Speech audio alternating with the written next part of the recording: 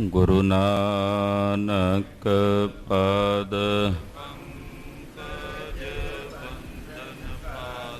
ਪੰਕਜ ਤੁਮਰੋ ਅੰਗਦ ਗੁਰ ਅਮਰਦਾਸ ਹਿਰਦੈ ਧਿਆਵੋ ਹਿਰਦੈ ਸ਼੍ਰੀ ਗੁਰੂ ਰਾਮਦਾਸ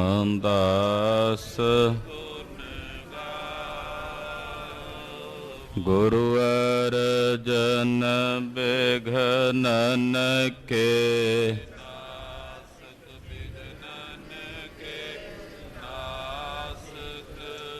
ਹਰ ਗੋਬਿੰਦ ਸ਼ੁਭ ਮਤ ਪਰ ਸ਼੍ਰੀ ਹਰਿ ਰਾਏ ਨਮੋ ਕਰ ਸ਼੍ਰੀ ਹਰਿ ਕ੍ਰਿਸ਼ਨ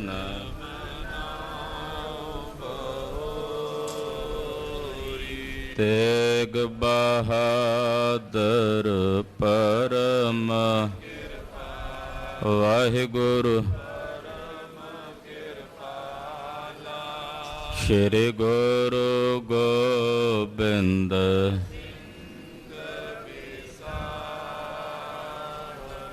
ਤਰੋਂ ਤਰਾ ਪਰ ਪੁੰਨ ਪੁੰਨ ਸੀਸਾ ਜੀ ਪੁੰਨ ਪੁੰਨ ਸੀਸਾ ਬੰਦਾ ਬਾਰ ਬਾਰ ਜਗਦੀਸਾ ਏਕੰਕਾਰ ਸਤਿਗੁਰੂ ਤਿਹ ਪ੍ਰਸਾਦ ਸਚ ਹੋਏ। ਵਾਹਿਗੁਰੂ ਜੀ ਕੀ ਫਤਿਹ ਹੈ ਬਿਘਨ ਬਿਨਾਸਨ ਸੋਏ। ਜਿਸ ਮਹਿ ਅੰਮ੍ਰਿਤ ਗਿਆਨ ਹੈ ਮਾਣਕ ਭਗਤ ਵੈਰਾਗ ਗੁਰੂ ਗ੍ਰੰਥ ਸਾਹਿਬ ਉਦਦ ਬੰਦੋ ਕਰ ਅਨੁਰਾਗ ਗੁਰੂ ਗ੍ਰੰਥ ਸਾਹਿਬ ਉਦਦ ਬੰਦੋ ਕਰ ਅਨੁਰਾਗ। ਸਤਨਾਮ ਸ੍ਰੀ ਵਾਹਿਗੁਰੂ ਸਾਹਿਬ ਜੀਓ। ਤੋਟਕ ਛੰਦ ਜੈ ਨਾਮ ਮੁਨਾਫਿਕ ਦੇਸ਼ ਆਏ ਹਰ ਨਾਮ ਬਿਹੀਨ ਅਧੀਨ ਰਹੇ। ਸਤ ਸੰਗਤ ਰੀਤ ਨ ਕਾਨ ਸੁਨੀ ਸਭ ਮੂਰਖ ਮਾਨਵ ਕੋ ਨਾ ਗੁਨੀ। ਵਾਹਿਗੁਰੂ ਜੀ ਕਾ ਖਾਲਸਾ ਵਾਹਿਗੁਰੂ ਜੀ ਕੀ ਫਤਿਹ। ਪਰਮ ਸਨਮਾਨਯੋਗ ਸਤਿਕਾਰਯੋਗ ਗੁਰੂ ਕੀ ਸਾਜੀ ਔਰ ਨਵਾਜੀ ਹੋਈ ਗੁਰੂ ਕਾ ਖਾਸ ਰੂਪ ਗੁਰੂ ਖਾਲਸਾ ਸਾਧ ਸੰਗਤ ਜੀਓ ਤੰਤਾ ਦੇ ਪਾਤਰ ਹੋ। ਜਗਤ ਗੁਰੂ ਸ੍ਰੀ ਗੁਰੂ ਗ੍ਰੰਥ ਸਾਹਿਬ ਜੀ ਮਹਾਰਾਜ ਜੀ ਦੀ ਪਵਿੱਤਰ ਹਜ਼ੂਰੀ 'ਚ ਸਾਹਿਬ ਨੌਵੇਂ ਪਾਤਸ਼ਾਹ ਦੇ ਪਾਵਨ ਪਵਿੱਤਰ ਸੱਚਖੰਡ ਦਰਬਾਰ ਵਿੱਚ ਇਕੱਤਰ ਹੋ ਕੇ ਪਹਿਲੇ ਪਾਤਸ਼ਾਹ ਆਦਿ ਗੁਰੂ ਸ੍ਰੀ ਗੁਰੂ ਨਾਨਕ ਦੇਵ ਸਾਹਿਬ ਜੀ ਦੀ ਜਨਮ ਸਾਖੀ ਸਤਿਗੁਰਾਂ ਦੀ ਜਨਮ ਸਾਖੀ ਦੀ ਚੱਲ ਰਹੀ ਲੜੀਵਾਰ ਕਥਾ ਬਹੁਤ ਹੀ ਅਦਬ ਸਤਿਕਾਰ ਸ਼ਰਧਾ ਸਹਿਤ ਆਪ ਜੀ ਸਰਵਣ ਕਰ ਰਹੇ ਹੋ। ਗਰੀਬਨਵਾਜ ਸਤਿਗੁਰੂ ਅਨੇਕਾਂ ਥਾਵਾਂ ਦਾ ਭਰਮਣ ਕਰ ਰਹੇ ਨੇ, ਅਨੇਕਾਂ ਦੇਸ਼ਾਂ ਦਾ ਰਟਨ ਕਰ ਰਹੇ ਨੇ। ਉਹ ਥਾਵਾਂ ਤੇ ਜਿੱਥੇ ਲੋਕਾਂ ਨੂੰ ਪਰਮੇਸ਼ਰ ਬਾਰੇ ਨਹੀਂ ਪਤਾ, ਜਿੱਥੇ ਲੋਕ ਨਿਰੰਕਾਰ ਪਰਮੇਸ਼ਰ ਦੀ ਭਗਤੀ ਤੋਂ ਵਿਹੂਣੇ ਸਖਣੇ ਨੇ, ਉਹਨਾਂ ਪਾਸ ਜਾ ਕੇ ਪਰਮੇਸ਼ਰ ਦੀ ਬੰਦਗੀ ਨੂੰ, ਅਕਾਲ ਪੁਰਖ ਦੀ ਇਬਾਦਤ ਨੂੰ ਪ੍ਰਗਟ ਕਰ ਰਹੇ ਨੇ।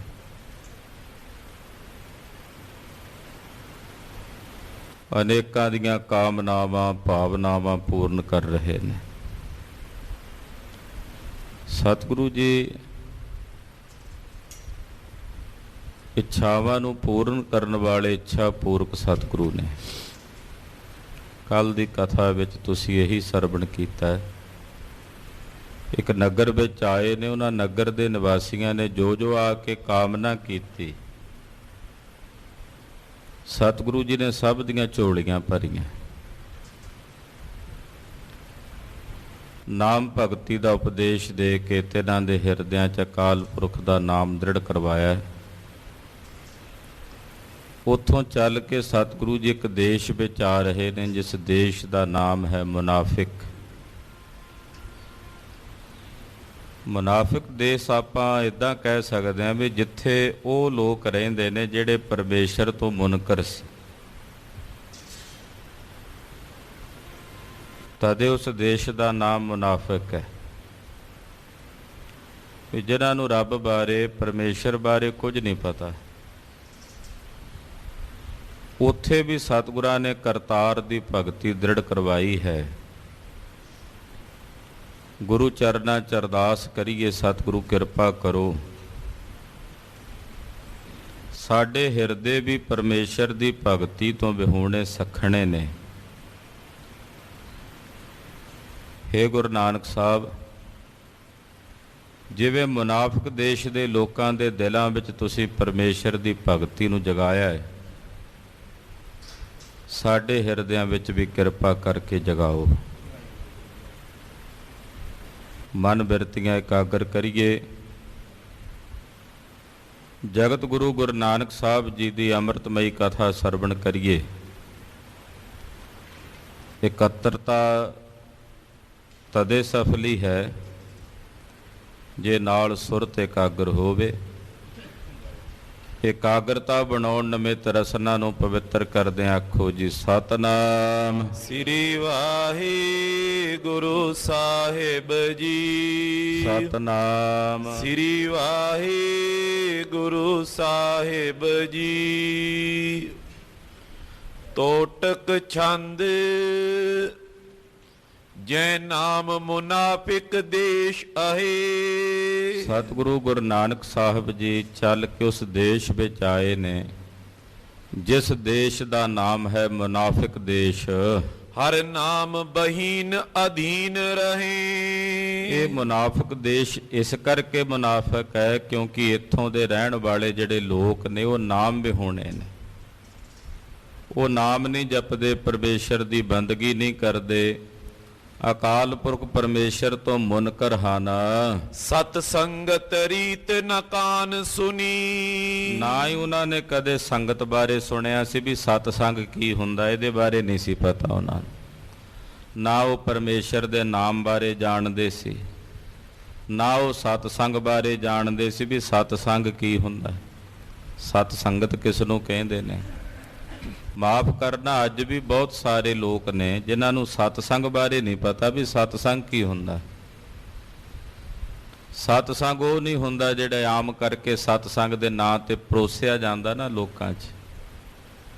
ਜੇ ਅਸੀਂ ਸਤਸੰਗ ਕਰਾ ਰਹੇ ਹਾਂ, ਉਸ ਸਤਸੰਗ ਦੇ ਵਿੱਚ ਕੀ ਕਰਦੇ ਆ, ਕੋਈ ਨੱਚਦਾ, ਕੋਈ ਟੱਪਦਾ, ਕੋਈ ਗਾਣੇ ਗਾਉਂਦਾ।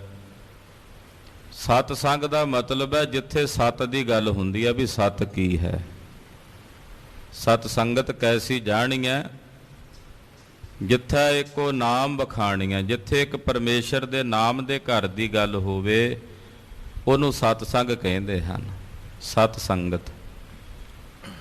ਹੁਣ ਇਹਨਾਂ ਨੂੰ ਨਹੀਂ ਸੀ ਪਤਾ ਵੀ ਸਤਸੰਗ, ਇਹ ਤਾਂ ਕਦੇ ਸੁਣਿਆ ਵੀ ਨਹੀਂ ਸੀ ਇਹਨਾਂ ਨੇ ਸਤਸੰਗ ਕੀ ਹੁੰਦਾ। ਨਾ ਇਹ ਨਾਮ ਜਪਦੇ ਸੀ, ਪਰਮੇਸ਼ਰ ਬਾਰੇ ਨਹੀਂ ਸੀ ਜਾਣਦੇ ਤੇ ਨਾਮ ਕੀ ਜਪਣਾ ਸੀ ਇਹਨਾਂ ਨੇ। ਤੋ ਅਕਾਲ ਪੁਰਖ ਪਰਮੇਸ਼ਰ ਦੀ ਹੋਂਦ ਤੋਂ ਵੀ ਇਹ ਮੁਨਕਰ ਸੀ, ਪਤਾ ਹੀ ਨਹੀਂ ਸੀ ਇਹਨਾਂ ਨੂੰ ਵੀ ਕੋਈ ਰੱਬ ਹੁੰਦਾ, ਪਰਮੇਸ਼ਰ ਹੁੰਦਾ, ਕਰਤਾਰ ਹੁੰਦਾ। ਨਾ ਇਹਨਾਂ ਨੇ ਕਦੇ ਸਤਸੰਗ ਸੁਣਿਆ ਸੀ। ਸਭ ਮੂਰਖ ਮਾਨਵ ਕੋ ਨ ਗੁਨੀ। ਇੱਥੇ ਉਹ ਲੋਕ ਰਹਿੰਦੇ ਨੇ ਜਿਹਨਾਂ ਨੇ ਮੂੰਹ ਮੂਹਰੇ ਰੱਖਿਆ ਹੋਇਆ, ਮੂਰਖ ਲੋਕ। ਕਿਸੇ 'ਚ ਕੋਈ ਗੁਣ ਨਹੀਂ ਸੀ, ਗੁਣਾਂ ਤੋਂ ਵਿਹੂਣੇ, ਮੂਰਖਤਾ ਦੇ ਲੱਛਣਾਂ ਨਾਲ ਭਰੇ ਹੋਏ ਸਨ। ਕਰਤਾਰ ਨ ਜਾਣੇ ਕੌਣ ਕਹਾਂ। ਨਾ ਇਹ ਕਰਤਾਰ ਬਾਰੇ ਜਾਣਦੇ ਸੀ ਵੀ ਕਰਤਾਰ ਕੌਣ ਹੈ ਤੇ ਕਿੱਥੇ ਰਹਿੰਦਾ, ਕੀ ਉਹਦਾ ਕਰਮ ਹੈ। ਕਰਤਾਰ ਬਾਰੇ ਨਹੀਂ ਸੀ ਜਾਣਦੇ, ਨਾ ਕਰਤਾਰ ਦੇ ਨਾਮ ਬਾਰੇ ਜਾਣਦੇ ਨੇ, ਨਾ ਇਹ ਜਾਣਦੇ ਨੇ ਵੀ ਕਰਤਾਰ ਕੀ ਕਰਦਾ ਹੈ, ਉਹ ਰਹਿੰਦਾ ਕਿੱਥੇ ਹੈ, ਕੁਝ ਨਹੀਂ ਸਨ ਜਾਣਦੇ। ਕਰ ਕਾਜ ਰਚੇ ਤਮ ਮੋਹ ਮਹਾ। ਬਸ ਆਪਣਿਆਂ ਘਰਾਂ ਦੇ ਕੰਮਾਂ ਕਾਰਾਂ 'ਚ ਰਚੇ ਹੋਏ ਔਰ ਉਸੇ ਤਮ ਤੇ ਮੋਹ ਦੇ ਹਨੇਰੇ ਵਿੱਚ ਹੀ ਰਹਿੰਦੇ ਸੀ। ਉਸ ਤੋਂ ਇਲਾਵਾ ਇਹਨਾਂ ਨੂੰ ਨਹੀਂ ਪਤਾ ਰੱਬ ਕੀ ਹੈ, ਧਰਮ ਕੀ ਹੈ, ਸਬਰ ਕੀ ਹੁੰਦਾ, ਸੰਤੋਖ ਕੀ ਹੁੰਦਾ, ਪਰਮੇਸ਼ਰ ਦਾ ਨਾਮ ਕੀ ਹੁੰਦਾ, ਸਤ ਸੰਗਤ ਕੀ ਹੁੰਦੀ ਹੈ, ਸੰਤ ਕੌਣ ਹੁੰਦੇ ਆ, ਕੁਝ ਨਹੀਂ ਸੀ ਪਤਾ ਇਹਨਾਂ ਨੂੰ। ਬਸ ਇੱਕੋ ਕੰਮ ਆਉਂਦਾ ਸੀ, ਘਰ ਦਾ ਕੰਮ ਕਰਨਾ, ਖੇਤੀ ਕਰਨੀ, ਟੱਬਰ ਪਾਲਦੇ, ਜਿਵੇਂ ਜਾਨਵਰਾਂ ਦੀ ਜ਼ਿੰਦਗੀ ਹੁੰਦੀ ਹੈ, ਪਸ਼ੂਆਂ ਦੀ, ਵੀ ਬੱਚੇ ਪੈਦਾ ਕੀਤੇ, ਉਹਨਾਂ ਨੂੰ ਪਾਲਿਆ, ਖਾਧਾ, ਸੌਂ ਗਏ। ਬਸ ਇੱਦਾਂ ਦੀ ਜ਼ਿੰਦਗੀ ਸੀ ਇਹਨਾਂ ਦੀ। ਪਰਮੇਸ਼ਰ ਬਾਰੇ, ਕਰਤਾਰ ਬਾਰੇ ਕੁਝ ਨਹੀਂ ਸਨ ਜਾਣਦੇ। ਭਗਤੀ ਬਿਨ ਭੂਲ ਪੁਆਰ ਪਰੇ। ਭਗਤੀ ਤੋਂ ਵਿਹੂਣੇ ਆਪਣੇ ਦੇਸ਼ ਦੇ ਰਾਜੇ ਨੂੰ ਹੀ ਸਭ ਕੁਝ ਸਮਝਦੇ ਸੀ। ਇਹਨਾਂ ਦਾ ਜਿਹੜਾ ਰਾਜਾ ਸੀ ਨਾ, ਉਹਨੂੰ ਹੀ ਰੱਬ ਮੰਨੀ ਬੈਠ, ਉਹਦੇ ਤੋਂ ਬਿਨਾਂ ਦੂਜਾ ਰੱਬ ਇਹਨਾਂ ਨੂੰ ਨਹੀਂ ਸੀ ਪਤਾ ਵੀ ਕੋਈ ਦੂਜਾ ਵੀ ਹੁੰਦਾ। ਰਾਜੇ ਨੂੰ ਹੀ ਰੱਬ ਮੰਨੀ ਬੈਠੇ ਸੀ ਵੀ ਇਹ ਹੀ ਹੈ ਸਭ ਕੁਝ ਸਾਡਾ। ਰੱਬ ਤਾਂ ਨਹੀਂ ਸੀ ਕਹਿੰਦੇ ਉਹਨੂੰ, ਬਸ ਇਹ ਕਹਿੰਦੇ ਸੀ ਇਹੀ ਹੈ ਸਭ ਕੁਝ ਸਾਡਾ।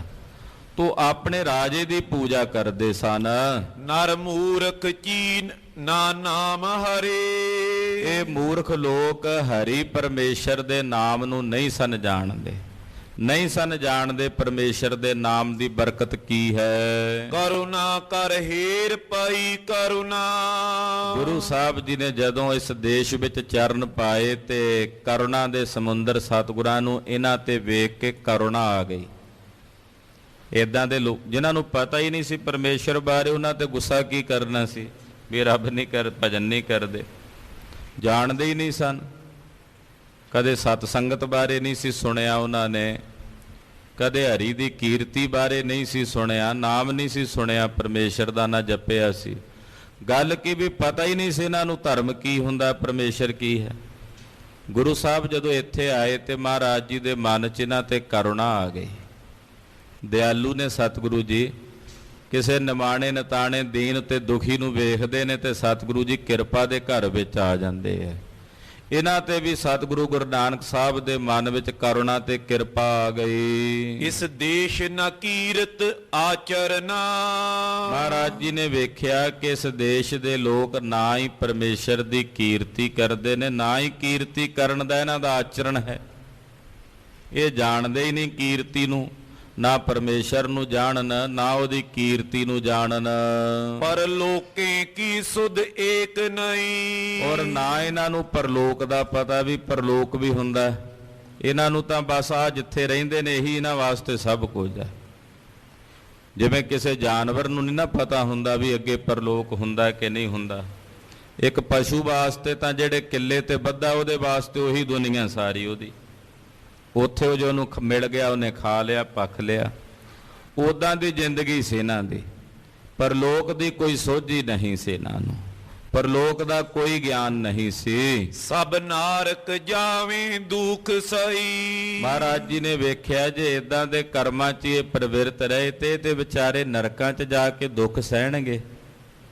ਇਹ ਤਾਂ ਨਰਕਾਂ ਦੀ ਅਗਨੀ ਦੇ ਵਿੱਚ, ਨਰਕਾਗਨੀ ਦੇ ਵਿੱਚ ਸੜਨਗੇ, ਭੁੱਜਣਗੇ।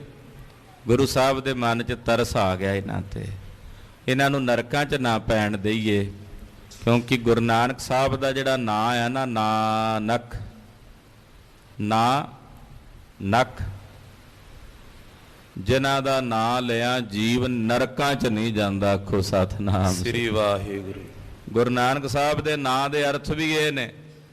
ਨਾਨਕ, ਜਿਹੜਾ ਗੁਰੂ ਨਾਨਕ ਸਾਹਿਬ ਦਾ ਨਾਂ ਲੈਂਦਾ ਰਸਨਾ ਤੋਂ ਕਹਿੰਦਾ ਧੰਨ ਗੁਰੂ ਨਾਨਕ, ਉਹ ਨਰਕਾਂ 'ਚ ਨਹੀਂ ਜਾਂਦਾ, ਉਹ ਨਰਕਾਂ 'ਚ ਨਹੀਂ ਪੈਂਦਾ। ਮਹਾਰਾਜ ਜੀ ਨੇ ਵੇਖਿਆ ਕਿ ਇਹ ਤਾਂ ਵਿਚਾਰੇ ਲੋਕ ਨਰਕਾਂ 'ਚ ਜਾਣਗੇ ਜੇ ਰੱਬ ਰੱਬ ਨਾ ਕਰਨਗੇ। ਅਸੀਂ ਆਏ ਆ ਇੱਥੇ ਤੇ ਸਾਡੇ ਆਉਂਦਿਆਂ ਇਹ ਜੀਵ ਨਰਕਾਂ 'ਚ ਜਾਣ ਤਾਂ ਵੀ ਯੋਗ ਨਹੀਂ। ਦਿਆਲੂ ਸਤਿਗੁਰੂ ਸੱਚੇ ਪਾਤਸ਼ਾਹ ਇਹਨਾਂ ਨੂੰ ਨਰਕਾਂ ਦੀ ਅੱਗ ਦੇ ਵਿੱਚ ਨਾ ਸੜਨਾ ਪਵੇ, ਇਸ ਕਰਕੇ ਗੁਰਦੇਵ ਇਹਨਾਂ ਤੇ ਪਰਉਪਕਾਰ ਕਰਨਾ ਚਾਹੁੰਦੇ ਹਨ। ਇਕ ਏਕ ਕਿਦਾਰ ਉਦਾਰ ਤਹਾਂ। ਸਤਿਗੁਰੂ ਜੀ ਨਗਰ ਦੇ ਦੇਸ਼ ਦੇ ਬਾਹਰ ਆ ਕੇ ਬੈਠੇ ਨੇ। ਇੱਕ ਸੁੰਦਰ ਕਿਦਾਰ, ਕਿਦਾਰ ਕਹਿੰਦੇ ਨੇ ਖੇਤ ਨੂੰ। ਇੱਕ ਖੇਤ ਸੀ, ਉਸ ਖੇਤ ਦੇ ਵਿੱਚ ਸਤਿਗੁਰੂ ਜੀ ਆ ਕੇ ਬੈਠ ਗਏ। ਗੁਰ ਬੈਠ ਗਏ ਤਟ ਤਾਈ ਜਹਾਂ। ਮਹਾਰਾਜ ਜੀ ਖੇਤ ਦਾ ਕਿਨਾਰਾ ਸੀ, ਉੱਥੇ ਕੋਈ ਜਗ੍ਹਾ ਸੀ ਬਣੀ ਹੋਈ ਸੁੰਦਰ।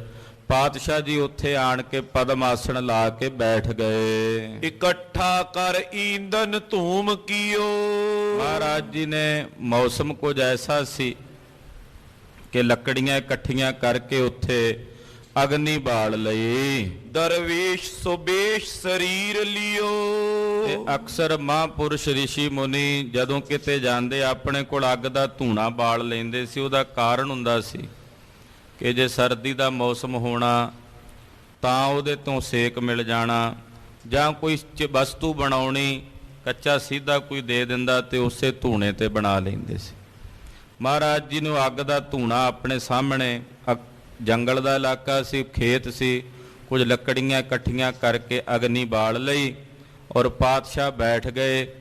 ਦਰਵੇਸ਼ਾਂ ਵਾਲਾ ਸਵਰੂਪ ਹੈ ਮੇਰੇ ਸਤਿਗੁਰੂ ਸੱਚੇ ਪਾਤਸ਼ਾਹ ਦਾ। ਤਿਸ ਦੇਸ਼ ਕੁਰੀਤ ਹੋਤੀ ਜੋ ਸੁਨੋ।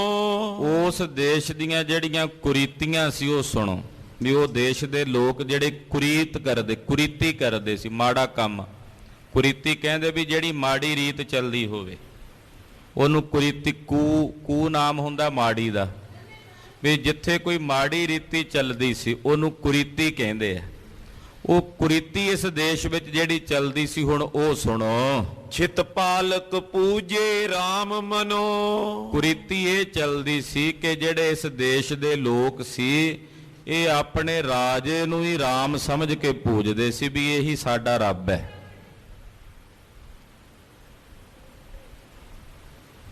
ਪਰਮੇਸ਼ਰ ਦੀ ਕਿਸੇ ਵੱਖਰੀ ਹੋਂਦ ਨੂੰ ਨਹੀਂ ਸਨ ਜਾਣਦੇ, ਆਪਣੇ ਰਾਜੇ ਨੂੰ ਹੀ ਰੱਬ ਸਮਝ ਕੇ ਉਹਦੀ ਪੂਜਾ ਕਰਦੇ ਸਨ। ਬਰਖਾ ਜਬ ਚਾਏ ਖੇਤ ਹਿਤੰ। ਜਦੋਂ ਇਹਨਾਂ ਨੂੰ ਖੇਤਾਂ ਵਿੱਚ ਮੀਂਹ ਦੀ ਲੋੜ ਪੈਂਦੀ ਸੀ ਵੀ ਬੱਦਲ ਪਵੇ, ਮੀਂਹ ਪਵੇ, ਸਭ ਜਾਚੇ ਜਾਏ ਜਹਾਂ ਨ੍ਰਿਪਤੰ। ਇਹ ਇਕੱਠੇ ਹੋ ਕੇ ਸਾਰੇ ਲੋਕ ਆਪਣੇ ਰਾਜੇ ਕੋਲ ਜਾਂਦੇ ਸੀ। ਰਾਜੇ ਨੂੰ ਜਾ ਕੇ ਕਹਿੰਦੇ ਸੀ ਵੀ ਰਾਜਾ ਸਾਡੇ ਮੀਂਹ ਪਾਓ। ਜਦੋਂ ਕਿਤੇ ਲੋੜ ਪੈਣੀ ਮੀਂਹ ਦੀ, ਇਹਨਾਂ ਨੇ ਰਾਜੇ ਕੋਲ ਜਾਣਾ, ਰਾਜੇ ਨੂੰ ਕਹਿਣਾ ਵੀ ਮੀਂਹ ਪਾ ਦੇ। ਮੁਖ ਜਾਪ ਸੁਰੇਸ਼ ਨਰੇਸ਼ ਕਰੇ। ਰਾਜੇ ਨੇ ਕੋਈ ਮੰਤਰ ਸਿੱਧ ਕੀਤਾ ਹੋਇਆ ਸੀ। ਉਹ ਇੰਦਰ ਜਿਹੜਾ ਮੀਂਹ ਦਾ ਦੇਵਤਾ ਮੰਨਿਆ ਜਾਂਦਾ, ਇਹਨੇ ਉਹਦਾ ਜਾਪ ਕੀਤਾ ਹੋਇਆ ਸੀ। ਇਹਨੇ ਉਹਦਾ ਜਾਪ ਜਪਣਾ, ਮੰਤਰ ਪੜ੍ਹਨਾ ਤੇ ਉਸੇ ਵੇਲੇ ਮੀਂਹ ਪਾ ਦੇਣਾ। ਲੋਕਾਂ ਨੇ ਕਹਿਣਾ ਬਸ ਇਹੀ ਰੱਬ ਹੈ, ਹੋਰ ਕੋਈ ਵੱਖਰਾ ਰੱਬ ਹੋ ਜਾਣਦੇ ਹੀ ਨਹੀਂ ਸੀ ਕਿਸੇ ਬਾਰੇ, ਨਾ ਕਰਤਾਰ ਨਾ ਕਰਤਾਰ ਦੇ ਨਾਮ ਬਾਰੇ। ਉਸ ਰਾਜੇ ਨੂੰ ਇਹਨਾਂ ਨੇ ਇਸ ਕਰਕੇ ਰੱਬ ਮੰਨਿਆ ਹੋਇਆ ਸੀ ਵੀ ਉਹ ਮੀਂਹ ਪਾਉਂਦਾ। ਹਾਂਜੀ। ਜਬ ਮੰਤਰ ਪੜੇ ਬਰਖਾ ਸੁਪਰੇ। ਜਦੋਂ ਰਾਜੇ ਕੋਲੇ ਕੋਈ ਰਿੱਧੀ ਸਿੱਧੀ ਸੀ, ਉਹਨੇ ਸਿੱਧ ਕੀਤੀ ਹੋਣੀ ਹੈ। ਜਦੋਂ ਉਹਨੇ ਮੰਤਰ ਦਾ ਜਾਪ ਜਪਣਾ ਤੇ ਮੀਂਹ ਪੈ ਜਾਣਾ। ਕ੍ਰਿਸ਼ਿ ਕਾਰਜ ਹੋਏ ਨਿਭਾਏ ਅਸੰਗ। ਜ਼ਿਮੀਂਦਾਰਾਂ ਦੇ ਖੇਤਾਂ ਦੇ ਕੰਮ ਹੋ ਜਾਣੇ, ਫਸਲਾਂ ਦਾ ਕੰਮ ਹੋ ਜਾਣਾ। ਜੇ ਬੀਜਣੀ ਹੁੰਦੀ ਸੀ ਫਸਲ ਤਾਂ ਬੀਜ ਲੈਣੀ, ਜੇ ਬੀਜੀ ਹੋਈ ਹੁੰਦੀ ਸੀ ਤਾਂ ਮੀਂਹ ਪੈ ਜਾਣਾ ਤੇ ਫਸਲ ਠੀਕ ਹੋ ਜਾਣੀ।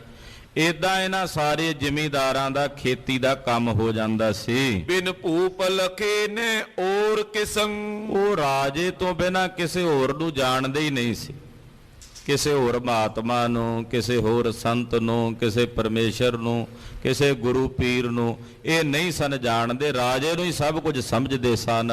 ਜਿਸ ਬਾਸਰ ਤੇ ਗੁਰ ਬੈਠ ਗਏ। ਜਿਸ ਦਿਨ ਤੋਂ ਗੁਰੂ ਨਾਨਕ ਸਾਹਿਬ ਜੀ ਇੱਥੇ ਆ ਕੇ ਬੈਠ ਗਏ, ਤਬ ਤੇ ਜਲ ਮੇਘ ਨ ਫੇਰ ਪਏ। ਸਤਿਗੁਰੂ ਜੀ ਦੀ ਲੀਲਾ ਵਰਤ ਗਈ। ਕਹਿੰਦੇ ਉਸ ਦਿਨ ਤੋਂ ਮੀਂਹ ਪੈਣੋਂ ਬੰਦ ਹੋ ਗਿਆ। ਜਦੋਂ ਸਤਿਗੁਰੂ ਜੀ ਆ ਕੇ ਬਹਿ ਗਏ ਨਾ, ਉੱਥੇ ਆਸਣ ਲਾ ਲਿਆ। ਰਾਤ ਦੇ ਸਮੇਂ ਧੂਣਾ ਲਾਇਆ ਹੁੰਦਾ, ਉੱਥੇ ਪ੍ਰਕਾਸ਼ ਹੁੰਦਾ ਬਾਹਰ, ਖੇਤਾਂ ਵਿੱਚ ਹੀ ਪਾਤਸ਼ਾਹ ਨੇ ਡੇਰਾ ਕੀਤਾ ਹੋਇਆ। ਜਿਸ ਦਿਨ ਤੋਂ ਆ ਕੇ ਬੈਠੇ ਉਸੇ ਦਿਨ ਤੋਂ ਮੀਂਹ ਪੈਣਾ ਬੰਦ ਹੋ ਗਿਆ। ਕ੍ਰਿਸ਼ੀ ਸੂਖ ਚਲੀ ਬਿਨ ਨੀਰ ਜਬੇ। ਜਿਹੜੀ ਫਸਲ ਬੀਜੀ ਹੋਈ ਸੀ ਉਹ ਸੁੱਕ ਰਹੀ ਹੈ, ਜਿਹੜੀ ਨਵੀਂ ਬੀਜਣੀ ਸੀ ਤੇ ਖੇਤ ਹੁਣ ਹਰਾ ਹੋਵੇਗਾ, ਖੇਤ ਪਾਣੀ ਲਾਉਣਗੇ, ਵੱਤਰ ਆਵੇਗਾ ਤਦੇ ਵਾਹ ਕੇ ਬੀਜ ਬੀਜਣਗੇ। ਹੁਣ ਨਵੀਂ ਫਸਲ ਬੀਜਣੀ ਸੀ ਕਣਕ ਦੀ, ਉਹਦੇ ਲਈ ਪਾਣੀ ਮੀਂਹ ਚਾਹੀਦਾ ਸੀ। ਫਸਲ ਬੀਜਣ ਤੋਂ ਵੀ ਜਿਹੜੀ ਪਹਿਲਾਂ ਬੀਜੀ ਹੋਈ ਸੀ ਉਹ ਵੀ ਸੁੱਕਣ ਲੱਗੀ। ਸਭ ਲੋਕ ਗਏ ਨ੍ਰਿਪ ਪਾਸ ਤਬੇ। ਇਹ ਸਾਰੇ ਲੋਕ ਇਕੱਠੇ ਹੋ ਕੇ ਜਦੋਂ ਅੱਗੇ ਮੀਂਹ ਦੀ ਲੋੜ ਪੈਂਦੀ ਸੀ ਰਾਜੇ ਕੋਲ ਜਾਂਦੇ ਸੀ। ਇਹ ਸਾਰੇ ਇਕੱਠੇ ਹੋਏ ਤੇ ਰਾਜੇ ਕੋਲ ਗਏ। ਬਰਖਾ ਬਿਨ ਸੁਕਤ ਖੇਤ ਹਰੇ। ਆਪਣੇ ਰਾਜੇ ਨੂੰ ਜਾ ਕੇ ਆਖਿਆ, ਰਾਜਾ ਮੀਂਹ ਨਹੀਂ ਪਿਆ ਪੈਂਦਾ, ਵਰਖਾ ਤੋਂ ਬਿਨਾਂ ਸਾਡੇ ਖੇਤ ਫਸਲਾਂ ਸੁੱਕ ਰਹੀਆਂ ਹਨ। ਕਹੋ ਵਾਕ ਤਰਾ ਪਰ ਮੀਂਹੋਂ ਪਰੇ। ਤੁਸੀਂ ਵਾਕ ਕਰੋ ਕਿ ਧਰਤੀ ਤੇ ਮੀਂਹ ਪਵੇ। ਸੁਨ ਭੂਪ ਉਚਾਰਨ ਮੰਤਰ ਕੀਓ। ਰਾਜਾ ਜਿਵੇਂ ਅੱਗੇ ਮੰਤਰ ਪੜ੍ਹਦਾ ਸੀ ਉਹਨੇ ਉਸੇ ਤਰ੍ਹਾਂ ਮੰਤਰਾਂ ਦਾ ਉਚਾਰਨ ਕੀਤਾ। ਕਹਿ ਬੈਨ ਰਿਓ ਨੇ ਮੀਂਹੋਂ ਪਇਓ। ਅੱਗੇ ਮੰਤਰ ਪੜ੍ਹ ਕੇ ਕਹਿੰਦਾ ਸੀ ਮੀਂਹ ਪੈ ਜੇ ਪੈ ਜਾਂਦਾ ਸੀ, ਅੱਜ ਕਹਿ ਰਿਹਾ ਅੱਜ ਨਹੀਂ ਪੈਂਦਾ ਮੀਂਹ, ਕਿਉਂਕਿ ਮੀਂਹ ਦੇ ਸਿਰਜਣਹਾਰ ਗੁਰੂ ਨਾਨਕ ਸਾਹਿਬ ਦੀ ਆਗਿਆ ਨਹੀਂ ਹੈ ਮੀਂਹ ਨੂੰ ਪੈਣ ਦੀ। ਜਦੋਂ ਉਹ ਆਗਿਆ ਕਰਨਗੇ ਤੇ ਮੀਂਹ ਵਰਸਣਾ ਨਾ। ਮੇਘਾ ਨੂੰ ਫਰਮਾਨ ਹੋਆ ਬਰਸੋ ਕਿਰਪਾ। ਹੁਣ ਫਰਮਾਨ ਹੋਇਆ ਵੀ ਹਾਲੇ ਨਹੀਂ ਵਰਸਣਾ, ਕਿਉਂਕਿ ਉਹਨਾਂ ਨੂੰ ਪ੍ਰੇਰਨਾ ਸੀ, ਉਹਨਾਂ ਅੰਦਰ ਜਾਗ ਲਾਉਣੀ ਸੀ ਪਰਮੇਸ਼ਰ ਦੀ। ਦੱਸਣਾ ਸੀ ਕਿ ਪਰਮੇਸ਼ਰ ਇਹ ਰਾਜਾ ਨਹੀਂ, ਪਰਮੇਸ਼ਰ ਉਹ ਰਾਜਾ ਜਿਹੜਾ ਸਾਰੇ ਜਗਤ ਦਾ ਮਾਲਕ ਹੈ, ਉਹ ਦਰਸਾਣਾ ਸੀ। ਪਰ ਜਿਵੇਂ ਜਾਗ ਲਾਣੀ ਹੁੰਦੀ ਨੇ, ਕਿਸੇ ਬੱਚੇ ਨੂੰ ਲਾਣਾ ਹੋਵੇ ਉਹਨੂੰ ਲਾਲਚ ਦੇਣਾ ਪੈਂਦਾ, ਇਦਾਂ ਇਹਨਾਂ ਨੂੰ ਜਗਿਆਸੂ ਬਣਾਉਣਾ ਸੀ ਪਹਿਲਾਂ। ਉਹਦੇ ਲਈ ਪਹਿਲਾਂ ਇਦਾਂ ਦਾ ਹੀ ਲਾਣੀ ਪੈਣੀ ਸੀ ਨਾ, ਚੇਟਕ ਲਾਣੀ ਸੀ ਬਸ। ਤੋ ਰਾਜਾ ਬਥੇਰੇ ਮੰਤਰ ਪੜ੍ਹੇ ਤੇ ਆਖੇ ਮੀਂਹ ਪਵੇ, ਤੇ ਮੀਂਹ ਪਵੇ ਨਾ ਰਾਜੇ ਦੇ ਕਹਿਣ ਤੇ। ਨਰ ਤੀਸਰ ਬਾਸੁਰ ਫੇਰ ਗਏ। 3 ਦਿਨ ਬੀਤ ਗਏ, ਤੀਜੇ ਦਿਨ ਫਿਰ ਲੋਕ ਇਕੱਠੇ ਹੋ ਕੇ ਰਾਜੇ ਕੋਲ ਗਏ। ਸਭ ਲੋਕ ਚਾਈ ਨੇ ਮੀਂਹੋਂ ਪਏ। ਰਾਜਾ ਫਿਰ ਮੰਤਰ ਪੜ੍ਹਦਾ, ਮੀਂਹ ਫਿਰ ਨਹੀਂ ਪੈਂਦਾ। ਲੋਕ ਜਾ ਜਾ ਕੇ ਰਾਜੇ ਦੀ ਜਾਨ ਖਾਂਦੇ, ਰਾਜਾ ਕੀ ਗੱਲ ਮੀਂਹ ਨਹੀਂ ਪਿਆ ਪਾਉਂਦਾ? ਜੇ ਤੈਂ ਮੀਂਹ ਨਾ ਪਾਇਆ ਤੇ ਫਸਲ ਨਾ ਹੋਈ ਤੇ ਤੈਨੂੰ ਕਿੱਥੋਂ ਅਸੀਂ ਟੈਕਸ ਭਰਾਂਗੇ? ਤੇਰੇ ਖਜ਼ਾਨੇ ਕਿਵੇਂ ਭਰਾਂਗੇ? ਰਾਜਾ ਬਥੇਰੇ ਮੰਤਰ ਪੜ੍ਹੇ ਪਰ ਉਹ ਵੀ ਖੱਪ ਗਿਆ ਮੰਤਰ ਪੜ੍ਹ ਪੜ੍ਹ ਕੇ, ਮੀਂਹ ਨਹੀਂ ਪਿਆ ਪੈਂਦਾ। ਉਪਚਾਰ ਨਾ ਕੂਪ ਨਦੀ ਜਲ ਕੋ। ਹੈ ਵੀ ਕੱਲੇ ਮੀਂਹ ਦੇ ਪਾਣੀ ਤੇ ਨਿਰਭਰ ਸੀ, ਨਾ ਉੱਥੇ ਕੋਈ ਖੂਹ ਦਾ ਪਾਣੀ ਸੀ, ਨਾ ਕੋਈ ਨਦੀ ਦਾ ਪਾਣੀ ਸੀ, ਨਾ ਖੂਹ ਸੀ ਨਾ ਨਦੀ ਸੀ। ਕੱਲਾ ਮੀਂਹ ਵਰਸਦਾ ਸੀ ਤਾਂ ਇਹਨਾਂ ਦੇ ਖੇਤ ਹਰੇ ਭਰੇ ਹੁੰਦੇ ਸੀ, ਕੱਲੇ ਮੀਂਹ ਦੇ ਉੱਤੇ ਨਿਰਭਰ ਸੀ। ਇਹ ਤਾਂ ਬਾਅਦ ਵਿੱਚ ਹੁਣ ਤੱਕ ਜ਼ਿਆਦਾ ਤੌਰ ਤੇ ਬਹੁਤ ਸਾਰੇ, ਹੁਣ ਵੀ ਭਾਰਤ ਖੰਡ ਦੇ ਵਿੱਚ ਬਹੁਤ ਸਾਰੇ ਇਲਾਕੇ ਐਸੇ ਨੇ ਜਿਹੜੇ ਕੇਵਲ ਮੀਂਹ ਦੀ ਵਰਸ਼ਾ ਦੇ ਪਾਣੀ ਨਾਲ ਹੀ ਨਿਰਭਰ ਨੇ ਖੇਤੀ। ਜਾਂ ਕਈ ਥਾਵਾਂ ਤੇ ਨਹਿਰਾਂ ਦਾ ਪਾਣੀ ਹੈ, ਜ਼ਮੀਨੀ ਪਾਣੀ ਕਈ ਥਾਵਾਂ ਤੇ ਨਹੀਂ ਹੈ, ਕਈ ਥਾਵਾਂ ਤੇ ਖੂਹਾਂ ਦਾ ਜਲ ਹੈ। ਤੋ ਇੱਥੇ ਨਾ ਕੋਈ ਖੂਹ ਸੀ ਨਾ ਕੋਈ ਨਹਿਰ ਸੀ।